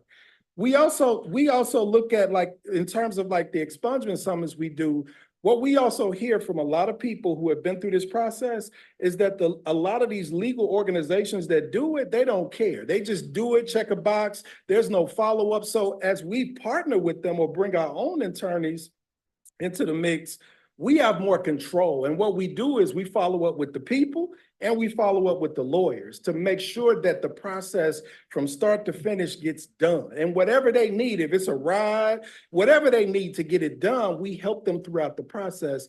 Because what I learned early on is that, like, when we go out and we asking people, and I think Bree just mentioned this, we're asking people to get in this fight who are saying, man, I can't even eat. How can I think about or take this 3-hour trip to the Capitol and I don't know how I'm gonna feed my family? So for us, it's about the long-term game of saying, my first conversation with you is not about the work. It's about me learning you and building a real relationship so that I can support you throughout the process. And then at some point, I don't have to ask them to get involved, because they see the support, they see the realness, they see you being genuine and just being a person or being human. And then they want to get involved. But I would just continue to lift up and echo the importance of learning from people that have been in this work for years. Because to me, that is the biggest lesson that I take away from this, from my experience, is because that's where you learn not just the highs. Like we can sit and listen to when stuff passed and this and that, but I also want to hear when shit went bad. What did you do? How did you keep yourself sane? Like, what are some of those tactics that you use to recharge? Because that's all a part of the work. It's not just the highs. We need to know what are the tactics that you use when things didn't go well as well.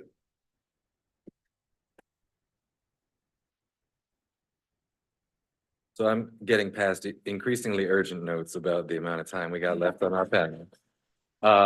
But I've got I have one question for you, Andrea, and we might get time for one question from the audience, 2 questions from the audience. All right. Oh, we got a reprieve. All right. We've got a little bit more time.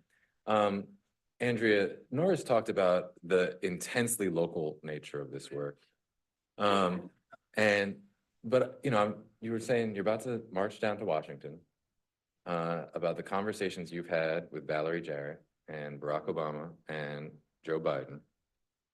And I guess the question for you is there any space at the federal level for this type of work? And I'm curious how you think about that domain of it, and whether there is opportunities to deal with collateral consequences, civic death, perpetual punishment, and whether you have any optimism or pessimism about that sort of stuff. I think both. There's definitely room at the federal level. The air gets really thin up there, but Dorsey Norris can talk a lot about the work with Ban the Box, with the federal policy work that they've done years before we stepped into the space. I think for us, we have been instrumental in focusing on things that affect women, not often thought of. What happens to women when they become incarcerated? 85% of currently incarcerated women are mothers. They were the primary caretakers of their children prior to their incarceration. When we go to prison as mothers, we're all painted with, you're a bad person, you're a bad woman, you're a bad mother, and the best thing we can do is separate you from the children. Federal policy led to some devastating outcomes for Black communities in this country. The 1994 Crime Act was a federal policy. The Adoption Safe Family Act has devastated Black women and their families in this country, and continues to do so today. So certainly in the work that we do, there's room for it. We took the clemency issue to President Obama because he was starting the process for the first time. He was the first president to go into a federal prison. That's like ridiculous. But he wasn't talking about women. Or even acknowledging the fact that women are in prison. And the fallout from that, for not only for our children and for our community, our children and our families, but for our communities as well. So, you know, we have worked on the Dignity for Incarceration. We wrote that bill with Cory Booker. Many people have taken it since then and worked it in states across the country. And that's a good thing for incarcerated women, because women still to this day don't have appropriate feminine hygiene products inside of prisons. They don't have a right to see their children. They don't have a right to communicate on the telephone. If you take a woman who has 3 children and separate them because of incarceration, she may have one child living in the family policing system. She may have another child living with an aunt. She may have another child where she has no idea where they are. Being able to parent from a payphone and stay in communication with those children is very difficult. So there's for everything that you can do on the local level, you can pursue. And we have people like my representative here in Massachusetts, Ayanna Pressley, who's a directly affected woman. She understands acutely what it's like to be the daughter of an incarcerated person and what her life was like as a result of that experience. But I will say that yes, it's extraordinarily challenging. We pushed 50 women out who were serving life with no parole. They would still be in prison, like Michelle West. That was under the Obama administration. That's why we're marching again That was in 2014. We're marching again in 2024. President Biden has not heard us, although we've been at the front line as Black formerly incarcerated women trying to free her, but interjecting to our communities that Trump is not the answer. And so that's hard to do when you also have the other side who is ignoring the needs of millions and millions of people, Black people in this country, who have been deeply affected by a criminal law system. So, but I know we're short on time. I think I'll wrap this up by just saying, certainly there are things, and we will continue to do that. We were women in the federal system. We have worked to do and make a number of changes in the Sentencing Commission. We just helped to push through that you cannot, I mean, in this country, you could use acquitted offenses in the sentencing of a person in the federal system under the sentencing guidelines. We just did that work to stop that. So there's lots of room and there's lots of things that we'll continue to do, but all of this is local. So we believe that you have to get small in order to get big. Nothing matters more to us. Like we do all the work. To close the prisons, fight the prisons. 40 states right now have an RFP or a shovel to the ground to build a new women's prison. $100 million, and most of them are attaching a shiny new hospice to the end of it. Like even being damn near dead ain't enough to stop these people, and they want to keep you incarcerated till you are dead. But you know, we'll continue to do that work. But for us, as women in this movement space, and we are abolitionists, we don't believe in prisons at all, and know that they're ineffective and a failed experiment in this country. And we can prove it, and we are the experts because we lived in these prisons. So what we know for sure is that as we do all of this other policy work, as we sue prisons, as we do basic income guarantee for women inside of prison serving life and women who come home, to doing mutual aid, to doing pantries, to doing hydroponic farms, to doing reimagining communities, to creating participatory defense all over the country. As we do this work, we know that we have to gut our sisters out of this system.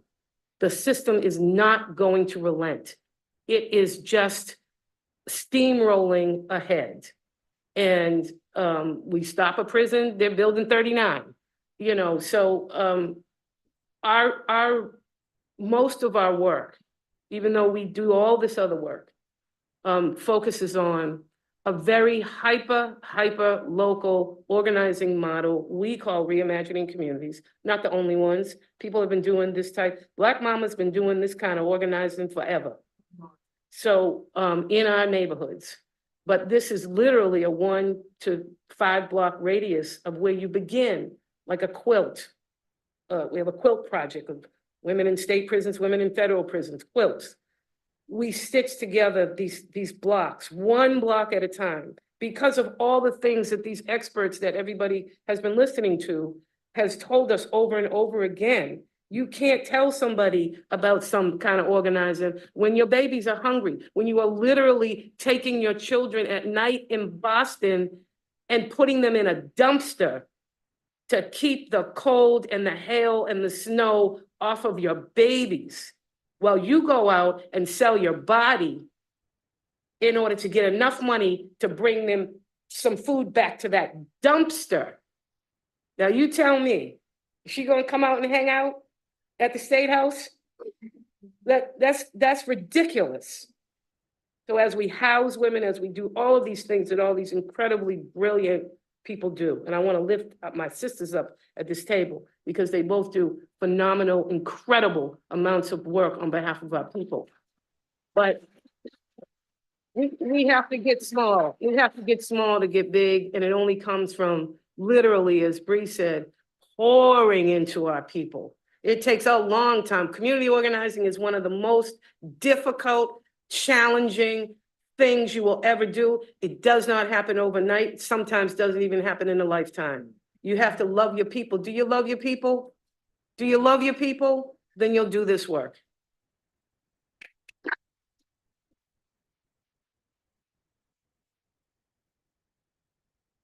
Thank you.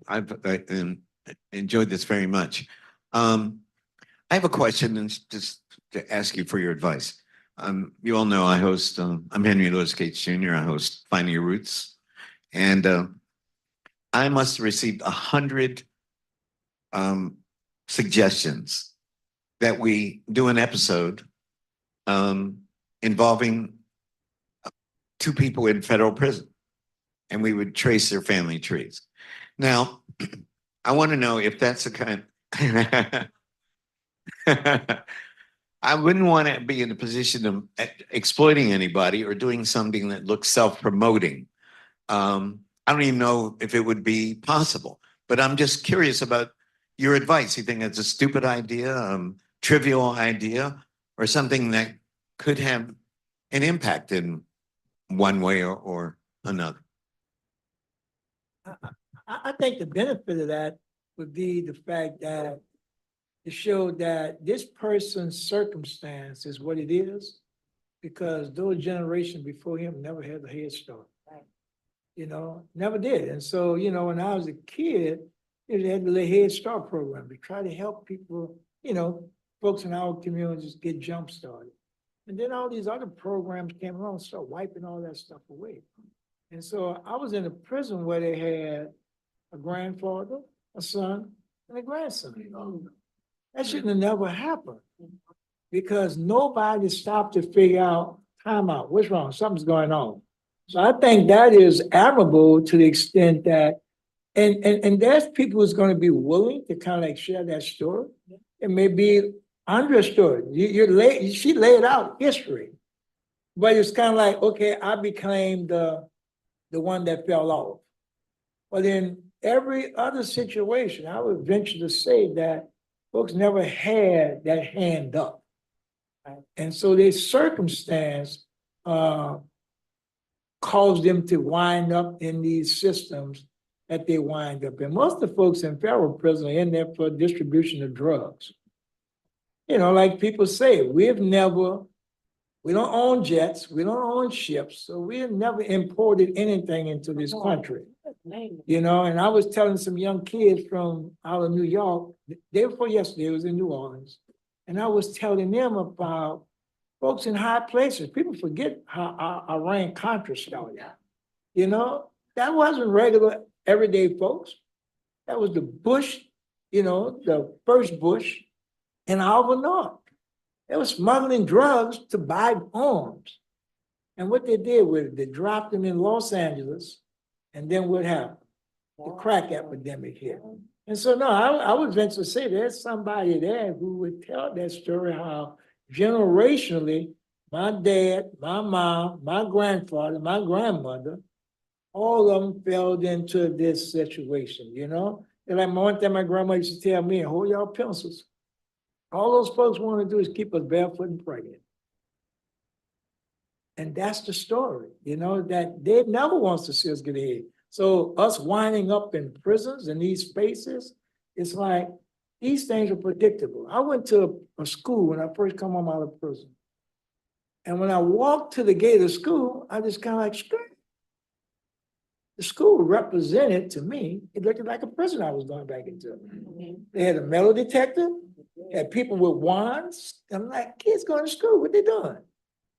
And the schools are built on the same model of prisons. The prison I was in was painted the same color of one of the housing developments in New Orleans. And a lot of guys from New Orleans should always be hanging around the side of the building. And one morning I just happened to see him and say, hey man, y'all not in the project. And then they registered that this place was painted the very same color. And like Ronald said earlier, was that comfortability. We wanted folks to be comfortable there. Here's a familiar surrounding. So no, I think that would, especially coming from you, would give it the credibility of telling these stories about how systemically we winded up in those places, you know? We've also developed a curriculum that for middle school kids, right? Because when we'd have them do in social studies class, they would trace their family tree, learn how to do it. And then they would do their DNA and they would learn in science class how the DNA works. And the Peoria school system has just adopted our curriculum. And you can look at it online. It's called Finding Your Roots, the Seedlings. Anybody can look at it. It's really cool. So the next question is, do you think that might have legs in the prison system? You know, like we have the inmates, we train them how to do their family tree, et cetera, et cetera. Andrea. And you know, I'm part of Oak Bluffs. It's funny. Her whole Martha's Vineyard, that's me too. But I have a condo in Miami Beach. I'm sorry, I'm on the wrong side of the track. And the great Eddie Ellis has taught us, Professor, respectfully, that language matters. We don't use terms like inmate.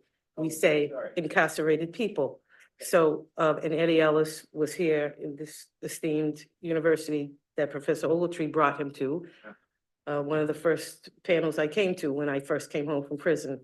And he taught us about language matters. So I'll send you the letter. It's a beautiful letter. But I just wanted to say, because we are actually doing this project, because as women, and trauma has no privilege, okay? People are people. You have people, whether man, woman, child, who deals with trauma, that could be an iota of trauma for one person, can be an incredible mountain of trauma for somebody else. And it don't matter where you come from or what you had, trauma will affect people differently. What we determined early is that we cannot begin as women to heal and advance our lives because so many of us have experienced trauma, whether it's sexual trauma, physical violence, whatever that is, that affects pretty much every woman in this country can identify with some form of trauma because they are women. Now you add race to that and all these other things and you've got a lot of trauma. And we determined that we cannot begin to heal and advance our lives without addressing trauma. And so to do that, you have to unpack it first. You got to figure out where is it? Where is it coming from? And a lot of times you don't really understand that when you're just going through the motions of life. And so we came up with this idea, sir, because of your program. And we have been building. And one of the reasons why we did not launch the genealogy project yet, because sisters are going to find out that ain't your daddy. Like, that ain't even your mama. You know, your sister is actually your mama. There's all kinds of things that are going to come out, particularly for people who already, because of their trauma, have wound up on a prison bunk. And so we took a long time. There's a absolutely brilliant sister, grew up in the projects in San Francisco, just badass, brilliant beyond all means, Dr. Marilyn Jones, who created a curriculum for how we support the sisters. We didn't want to just come out. We wanted to do it. We were like, we watched Know Your Roots like religiously. Every episode way back in the day, all the way up to like present day, like we scrambled to PBS to watch it because that's how we're learning. And we're like, damn, we've even said, I wonder, how would we get the help to do all of the research that it requires? But we've taken our time, but the big impediment to us going forward with it was the issue of how do we deal with it. And it wasn't until Dr. Marilyn came along that is working with us now, who had already, she had the piece, but in the sisterhood, that's what we love about our sisterhood, amen, that we share this information. Well, it might interest you just very quickly before Brandon pulls the battery out of this thing. We confront this every day with Finding Your Roots. I mean, with prominent people, you would be shocked at how many people have dropped out of the series because I would call them and I would say, you know, the office reaches out and says, Marlon, Skip Gates needs to talk to you. You go, Oh, shit. Because it's never good news. You know, you're talking about the bad news and the good news in the prison. It's always bad news. And I have an ethics protocol. I keep it in the file at my desk. And I say, Marlon, we have found something that is forever going to change your understanding of your family. Do you want to know or not? This is no joke. I mean, you're absolutely right. You can't just, because people find out shocking things like their daddy ain't the daddy. That's a heavy thing to lay on somebody. And it's confidential. Only 3 people know the code and finding your roots. But lots of people just say, and the reason we have to tell them in advance is like, it's not the Jerry Springer show, you know? And we if you stay in, 4.5 million people watch Finding Your Roots every week. If you stay in the series, everybody's going to know this fact. So it is, I'd love to talk to you about it. Anyway, I'm typical. I came late, dominating the microphone. I'm sorry. But thank you. Thank you for the great work you all do. Yeah, all right. Yes. So is there somebody who would like to ask one final question? Where's the wine? That's what I want. Yeah.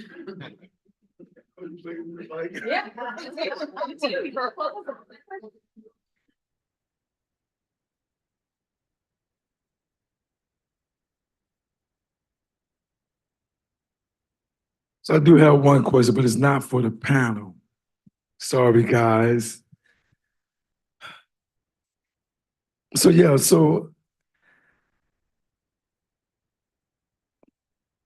then I'm gonna phrase it to the panel.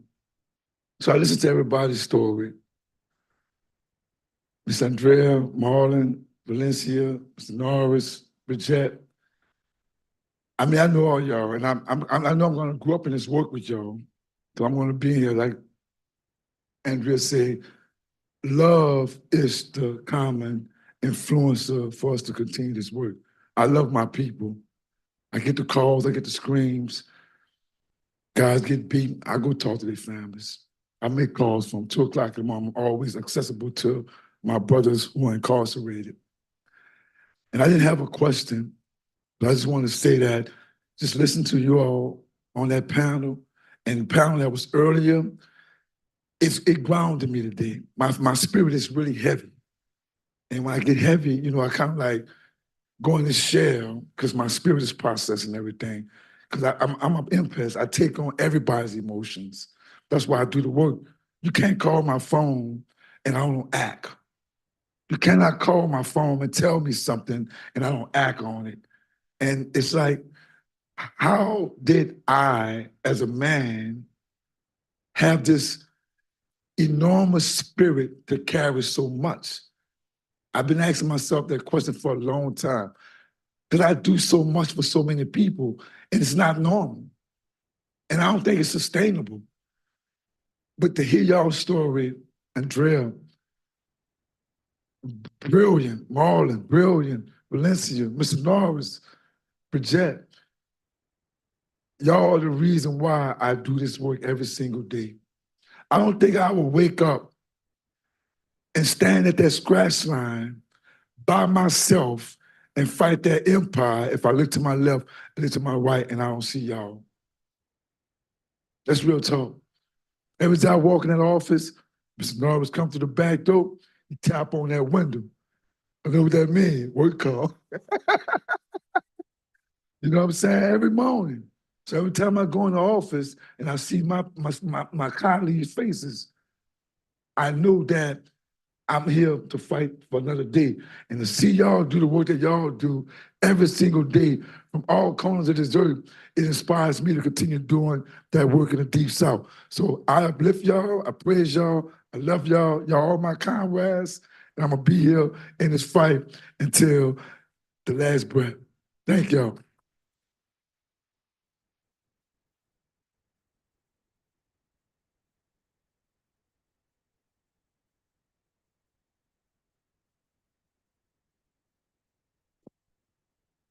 Well, I just want to give another round of applause to our panelists,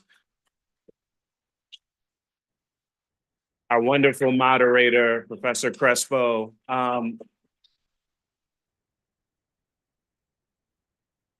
You know, I think the last question really says it all. Our heart is full today, and our minds are challenged. I think that I hope that this is the first step in a much longer relationship with everyone here, to have your incisive questions and clarifications and interventions change how people are doing the research work here, how we're lifting up the insights and interventions around the country, and how we do the work of convening going forward. And I will say one thing just substantively before I turn it over to Elizabeth is that, you know, like I told you earlier today, I come out of political philosophy, and a lot of what we're debating right now for people who are concerned with African-American life and the future of this society, we're debating about hope and pessimism, and the pessimists are up. And part of the enthusiasm for their ideas comes from, I think, a lack of ability to grasp what Andrea was talking about with love for people and being able to see in every partial victory an advance for some person's human flourishing. To be in a room where you could feel people willing to sacrifice to make somebody else's life just a little bit better because it's a real life, it really matters. It's hard to be a pessimist when you're in that space. It's hard to be a pessimist when people tell you the blood, sweat, and tears they put on the line to change something about this world and make it a little bit better. That instead of 1 out of every 3 Black men being in prison, right, that you cut that in half, right? That the work you all do, cut that in half, right? That's a lot of people. It's coming from a family like mine. It's a lot of people who have had a better chance being born now than they would have when I was born. That matters. And for us to be able to take on those insights and put those out into our work means a lot. So I thank you for sharing. I thank you for enlarging my imagination today. And I am really, really looking forward to continuing the conversation over dinner and many, many instances of this convening to come. I just want to say thank you. Thank you from the bottom of my heart. And I'm going to give the last word to Bree. So thank you all. Thank you everyone for coming. We specifically, first of all, thank you so much, Elizabeth, for your labor. Like, never knew that me ending up in New Orleans on a whim. So we have to backdate that back to Ronald for seeing the work that we were doing in Atlanta and wanting to model it in New Orleans, and for reaching out on LinkedIn, right? And I'm like, I don't use LinkedIn. I don't know how to use this. Just call me, right? But ended up in New Orleans, and it actually changed the trajectory of how I would do my work. Norris, 50 years, thank you. Thank you. Thank you. I cannot thank you enough. I could not thank you enough, just in the small time that we have learned from Vote. No surrender, no retreat, like anything that is available of Vote, I take. I'm there. I'm in a class. I'm in Atlanta taking your policy class. So thank you. And Dorsey, I needed to say this. Thank you so much for your labor. Thank you for being in that jungle for us. Thank you. You wasn't in the you weren't in the jungle for, yes, you were. Yes, you were. All your work led up to this moment, to all your contributions. So thank you. Thank you so much. And I really wanted to talk to you all really quickly about what it means to be in collective coalition, right? We are building out a network, protected class network. And in this network, we are not just looking at protected classes throughout the country, but we want to look at how freedom is not based on region, right? We want to talk about the experience of justice impacted people from New Orleans to Atlanta, from New York. So which means that if there is a piece of legislation that's being moved in Florida, that's being moved in Boston, that's being moved in New Orleans, that we would meet, that we would have a meeting of the mind so that we can push out multiple, we would have a, what did you call it? A wholesale, so that freedom can be wholesale throughout the country. But today, we really want to ask folks to lend their brains, to lend their brilliance, to lend their expertise, lend of your time, which is the most valuable resource that we have. Lend your resources if you are connected to ways of extending this work, because this work is not free, unfortunately, right? We need to be resourced in order to do this work. So we're asking you to join us today. Join the network, join in it. I've asked a couple people to be on our advisory board, but he keeps looking away, but I'm still talking to you, Dorsey. He's retired. But please join us. As you go through the rest of your days, Elizabeth knows every which way to get in contact with myself, with Ronald. Everybody on this panel right here is a part of the Protected Class Network. So this message is for you. This message is for folks who are potentially in the audience online. Join us. Join the fight for liberation to look the same throughout the 50 states and eventually globally, right? Because people are learning lessons from America. Let's give them a good lesson to learn. So just wanted to extend that, a call to action, and I will turn it back over. Thank you. Thank you. Can we just, before everyone disperses, can the panelists and participants who are in the audience, can we take a group photo with Professor Gates also? Because none of this would be, as we said, you didn't get to hear any of the love we gave you, but none of this would be possible without you and what you've built here, Professor Gates. So if we put all of these tables and chairs all the way back, and we'll have everybody across. What? It wasn't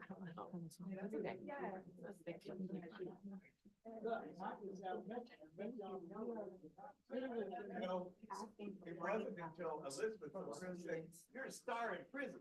All the mics are off, so I'm sure I can't hear. Yes. And I go, no kidding. I mean, it's just how stupid I was. I had no idea.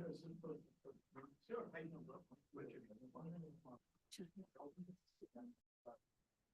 Yeah.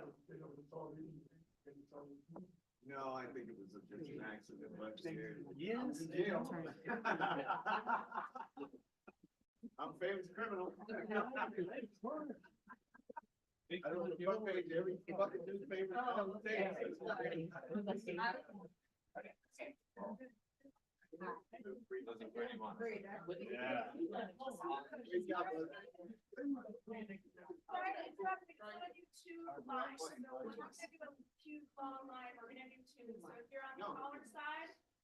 Where do you want me? Where do you want me? In the middle. In the middle. Yeah. You should know where you are right now. No, but they need to be in the middle. Yeah. Yeah. Acting like you shine mine. I'm right here. Don't worry about it. I'm feeling like y'all make me feel tall. Really? Oh, It's a ball game. Heel is the left. All right, I'm gonna just like, okay. You know me? do you want your image on the bus? Do I have one? Yeah.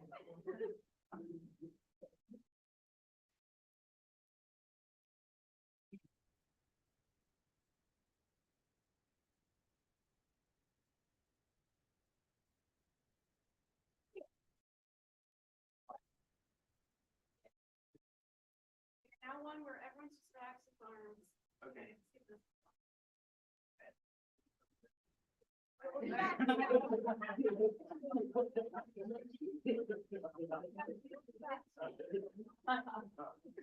My mugshot, we could. Okay, now more relaxed, however you want. Arm on the person next to you, hand on the pocket, whatever you want. Short pass.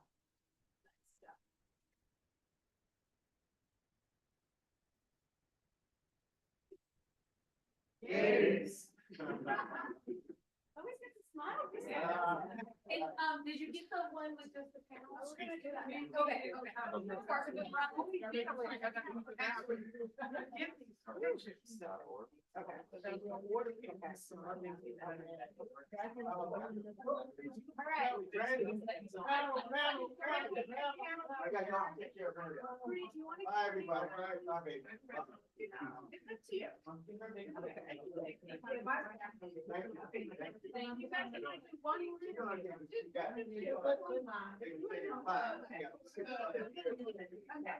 Do you want to be in one too? Oh, sure.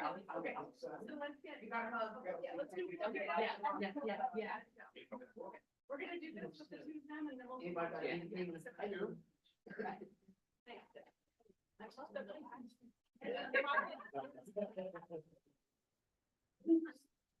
Oh, great. All right, here we go, ready?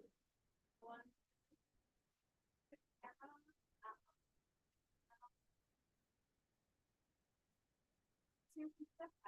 And show me the love. Yeah. Congratulations. I need to. Guys, one more. There we go. She do such a good job. Good. Yeah.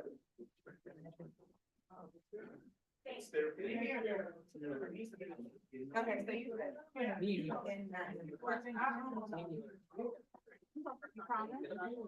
I'm gonna need, wait, I can't, wait.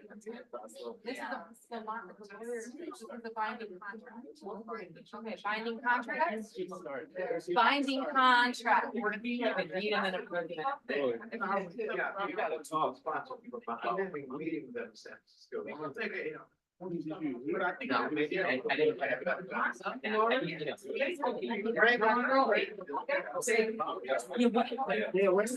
I know. 108. I got one of my problems.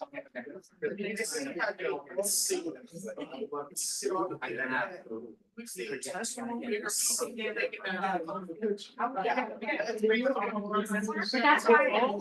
It's like, It's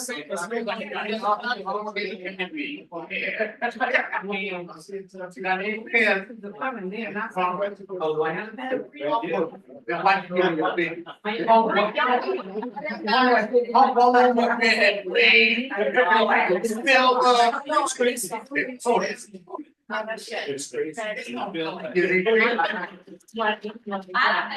And that's my only. I did not use that. You did it, Jeff? I don't have it yet. You don't have it, you don't get it. I know you're gonna get it, man. No, that's it. This one. Thanks for saying.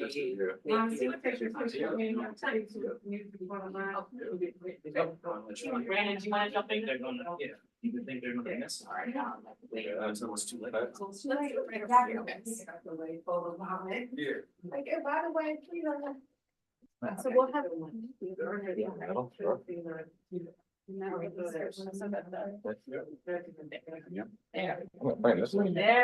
That's beautiful. I need a video. Yeah. And then one where you guys are just chatting, Tina. Yeah, Tina's. Thank you. So much. Thank you guys. It was great. You're Sorry. amazing. We hope that we can, it's been a tough year. But yeah, let's go. Next time you're up here. And also let's continue to talk about how we can work. And together. the free her. When you can. March. This is- check out the motion. Let's do that was the morning. April 24th, marching from the. I just figured. I do not Yeah, think get it's- home. Thank you. Thank you so much. And, Thank you. You know, support it. I'll show up for the vote for the inspectors and stuff. Thank you. All right, great, thank you. So let's get. 108. Got arrested at Columbia today. Yes, sir. Yes. Well, let's do one of the three of us and then one of the doors. Yeah, that's great. Okay. Bring her. State governor, bring her. It's not even really protest. What were they doing? Why are they- They've got like a little encampment. Oh, yeah. Oh, well, they're doing the same thing. now.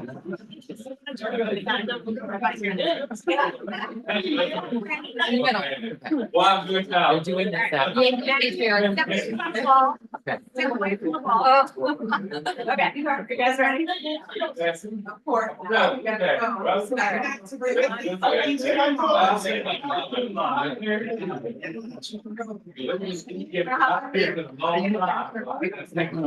Once we did a program called Clean Slate, So and everybody told us, Is there any random? Yeah, it's just, it's pretty relevant. Yeah. You know? We're gonna get access to all of these pictures. Yes, you are. Thank you so much. I know that like the person on TV over time. I got it. Thank you. Yeah, I'll say to Justin and I. Okay. Hopefully to share. Yeah. Everybody. Please. So he'll tell you how to share. Okay. Okay, great. Thank Yeah, you. of course. so how about this shirt? There you go. All right. Can I hold the book? Does this work? Okay.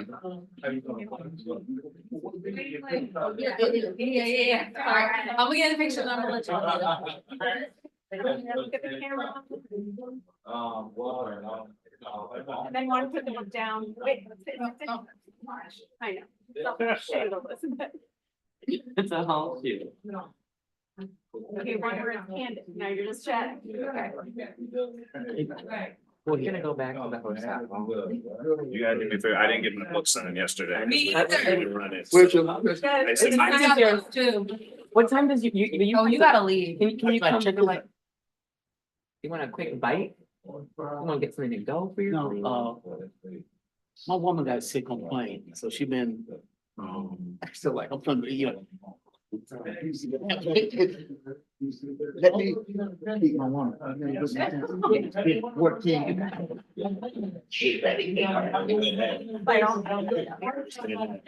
That's good. What did you know, Bob?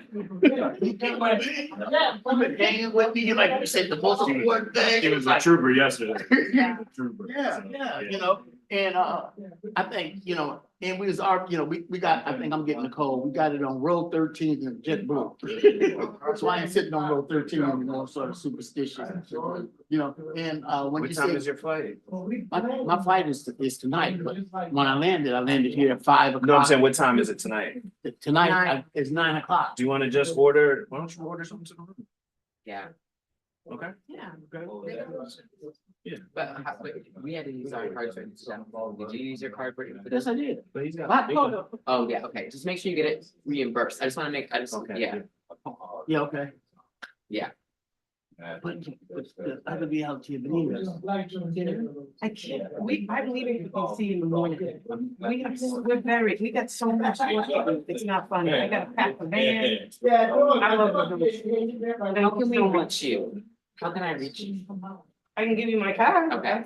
Easy. Well, your email, if I email you, is it gonna get to the email? If you email me. Yeah, we did email, I've been stalking you, Andrea James. Yes, I You can show couldn't have you. emailed me at my, did you send it to the, family, it doesn't matter. You Okay. have my email. Okay, This is, here, Okay. I'm trying to give you the one that I'll, Okay. cell phone. okay. That's me. Does that have your cell on it? Yeah. So I can text you? Can I You text can you? text me. Okay, all right. I'm gonna be in touch. We're gonna be in touch. Great. Please, let's get together Yeah, I'll let you know. very soon. I'm Yeah, so we want pictures. thankful that everyone's gonna get copies of the pictures. I'm so I really thankful that you're appreciate it. able I to would love to go to dinner, but. Yeah, you got it. No, I got you. I got you. I got you. Thank you. I got proof to you, because you have those, and we love you. Yeah. February You're our shero. Okay. I love you. Then there was more. No, this was an. I'm like, no, this is not a guilt. Love you. I just want you to know. We've been apologizing to our people, and my staff just circled the wagons No. around me. And they Well, were as just you like, know, well, my people messed up on the thing that I was supposed to do for you. I That's why fellowship. Elizabeth knows. I was like, you know, we really messed up, Andrea. You know, like, that's why she's not responding. She don't want anything to do with us. I really messed No, up. we understand, but That was not even, no, didn't show you that to guilt, it's so you know. Yeah, I that just you want were you to know. part of the original Yeah. vision, because we love you. They respect Not that. even mentioned. I just wanna, thank you for showing that respect. Yeah, I didn't want And to. then, I was like, Brandon, you made Brandon emailed you separately too, because I was like, okay, she's not responding to us, she's not responding See, to I'm Brandon, on the and then same- Brandon. It all worked out. Yeah, It it all all worked worked out. out, because the ancestors wanted it to be. Yeah, well, I have it. I'm gonna text We you. got you now. Well, thank you. But the ancestors. You have it now, because I actually got your email today. You did. Yeah. Yeah. You too. Thank you very much. So sorry for your loss. Oh, yeah, it's no worries. Yeah. Pushing through. Yeah. Thank you. It's horrible as it sounds. Yeah. No words for it, but thank you so very much. All right. Their team is gonna clean all this up. I think so, but we can, the tech for sure, they. I think we should get head over. Yeah.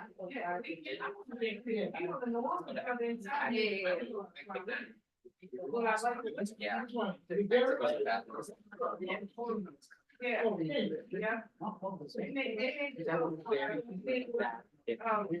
We got, so there's only show.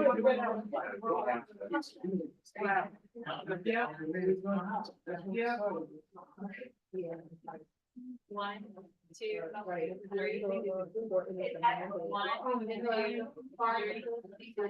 You wanna look at it? That's it. Big old. Big old. I can't pick up my glasses. I can't pick up my glasses, man. I find that a mile away. Hey, so you getting up DC, you going? Yeah, I leave tomorrow. Right. Yeah. Rob told me, Rob, they'd be there. Your whole life. No. He's on the bus. He came on the bus. I don't know how they go. Right. Like I tell people all the time, a couple of years ago, man, I was strong. The city was in darkness for 10 days. The first person called me, what do you need? He said, well, no problem, we need some ice. They found a trucking company out in Texas for ice. And got mad with me, but I told him, look, I got it from here. You know, we already set aside this money. We're gonna spend this money down on this ice, and you can pick it up later. That's what it is. Yeah. You know what I'm saying? That's what it is. Every time somebody walks around and guilty, and you see those pictures of that September, all those ice on it, ice on it. I said, well, this is where it started. This is that time when I was in Andrea sent that truck with that out. That's good truck with that out, you know? Thank you. Yeah. So, no, where y'all wanna eat at? Well, they got some going, but you know, I don't come here and just kind of be stuck in one spot, man. Right. You know, matter of fact, you know, what I really want to see, I go to South with my team. I want to see it. You wanna ride over there? I was here last week, man, but I was in and out, man, and get my teeth. So quick.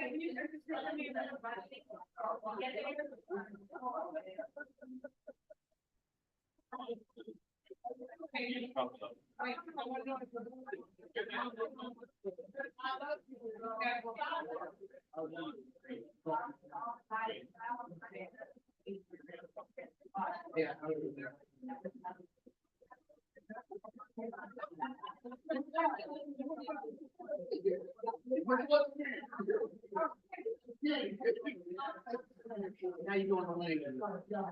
Now who?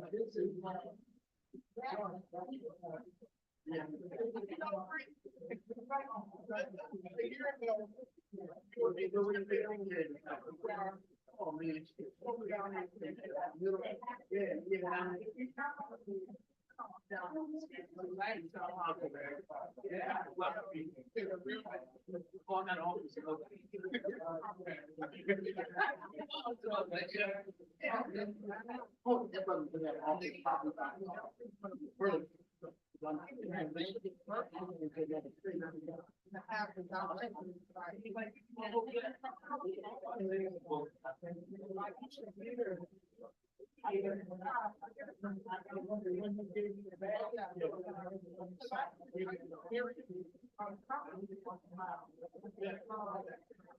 Please go down New Orleans.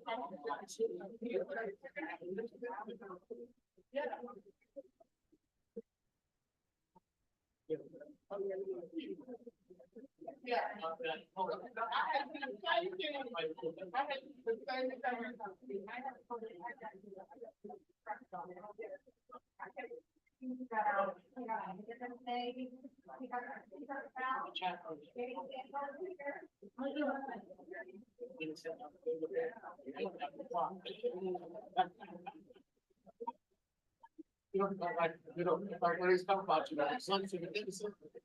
I'm trying to get it in, but I'm fighting you.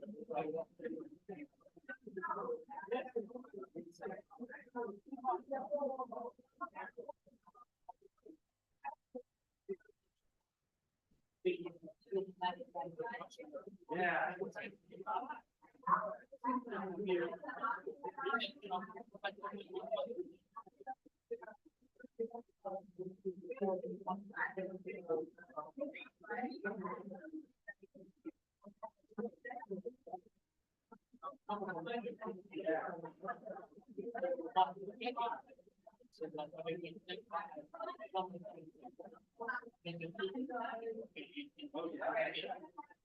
Well, all of us were so big, but they didn't see this, like, you know, everybody kept thinking it was isolated, and they didn't really do the job.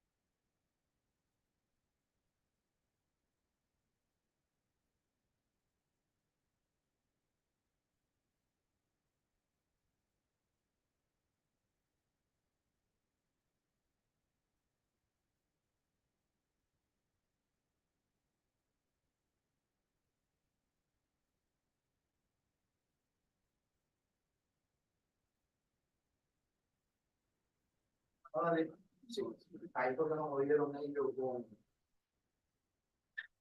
Pero ya no me sé. Pero también esta gente de la mañana, son ellos son muy activos. Sí, en la mañana. Yo estoy seguro que sí. Ellos meten el pie demasiado. Ellos meten el pie, yo. Eso es lo que sucede. Que tú no ves que llega, y una vez yo vine con él. Tú ves el muchacho este que te pidió las cosas de cigarro. Diciendo, explicándole a él cómo que se hacen las cosas aquí, los ceras, cómo todo funciona, y yo me quedo loco como que.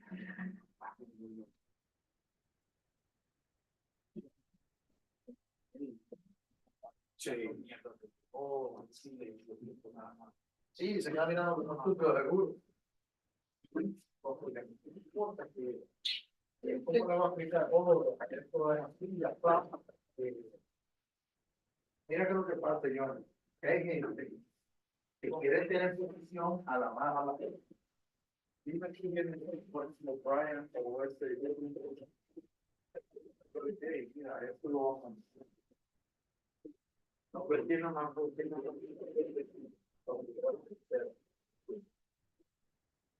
yo soy manager del otro lado, yo no jodo a nadie, loco. Al revés, yo cuido a la gente. Porque mira que lo que sucede, tú tienes que cuidar a tu empleado, claro. Y tu empleado trabaja más tranquilo. Y cuando tiene que hacer algo, lo hacen más tranquilo. Pero si tú eres del hispano, que cuando le dan la posición de supervisor, son más igual de cada rato por nada, te vuelven uno de por puta. Es como aquí todo el mundo sabe lo que tiene que hacer. Aquí no necesita nadie. No. Cuando yo empecé a trabajar en el campo con Viterio, salvadoreño, cabrón, yo dije, puta. O sea, era un partido. Y me decía, Sam, ahí la unión, si era una vaina. Me dice, ahí estaba haciendo proyecto. Sam, no hagas tú solo, vamos a hacer 24. El Viterio, cuartico. Pues yo aprendí la política. Si tú lo haces tú solo, te ponían a ti solo. Y yo digo, puta, sí, era muchacho. Y después, con mi tema, muchacho. Pateábamos 8 horas aquí, 8 horas allí, tranquilo. Hizo el cuarto, el primero allá, hizo el plan, que decía, y también el niño que vengo yo con ustedes. Dígame que me escuchó. Me dijo que viene la entre los dos consejos para el pueblo. Si ustedes le vamos a montar el trabajo de todo el tiempo, personas.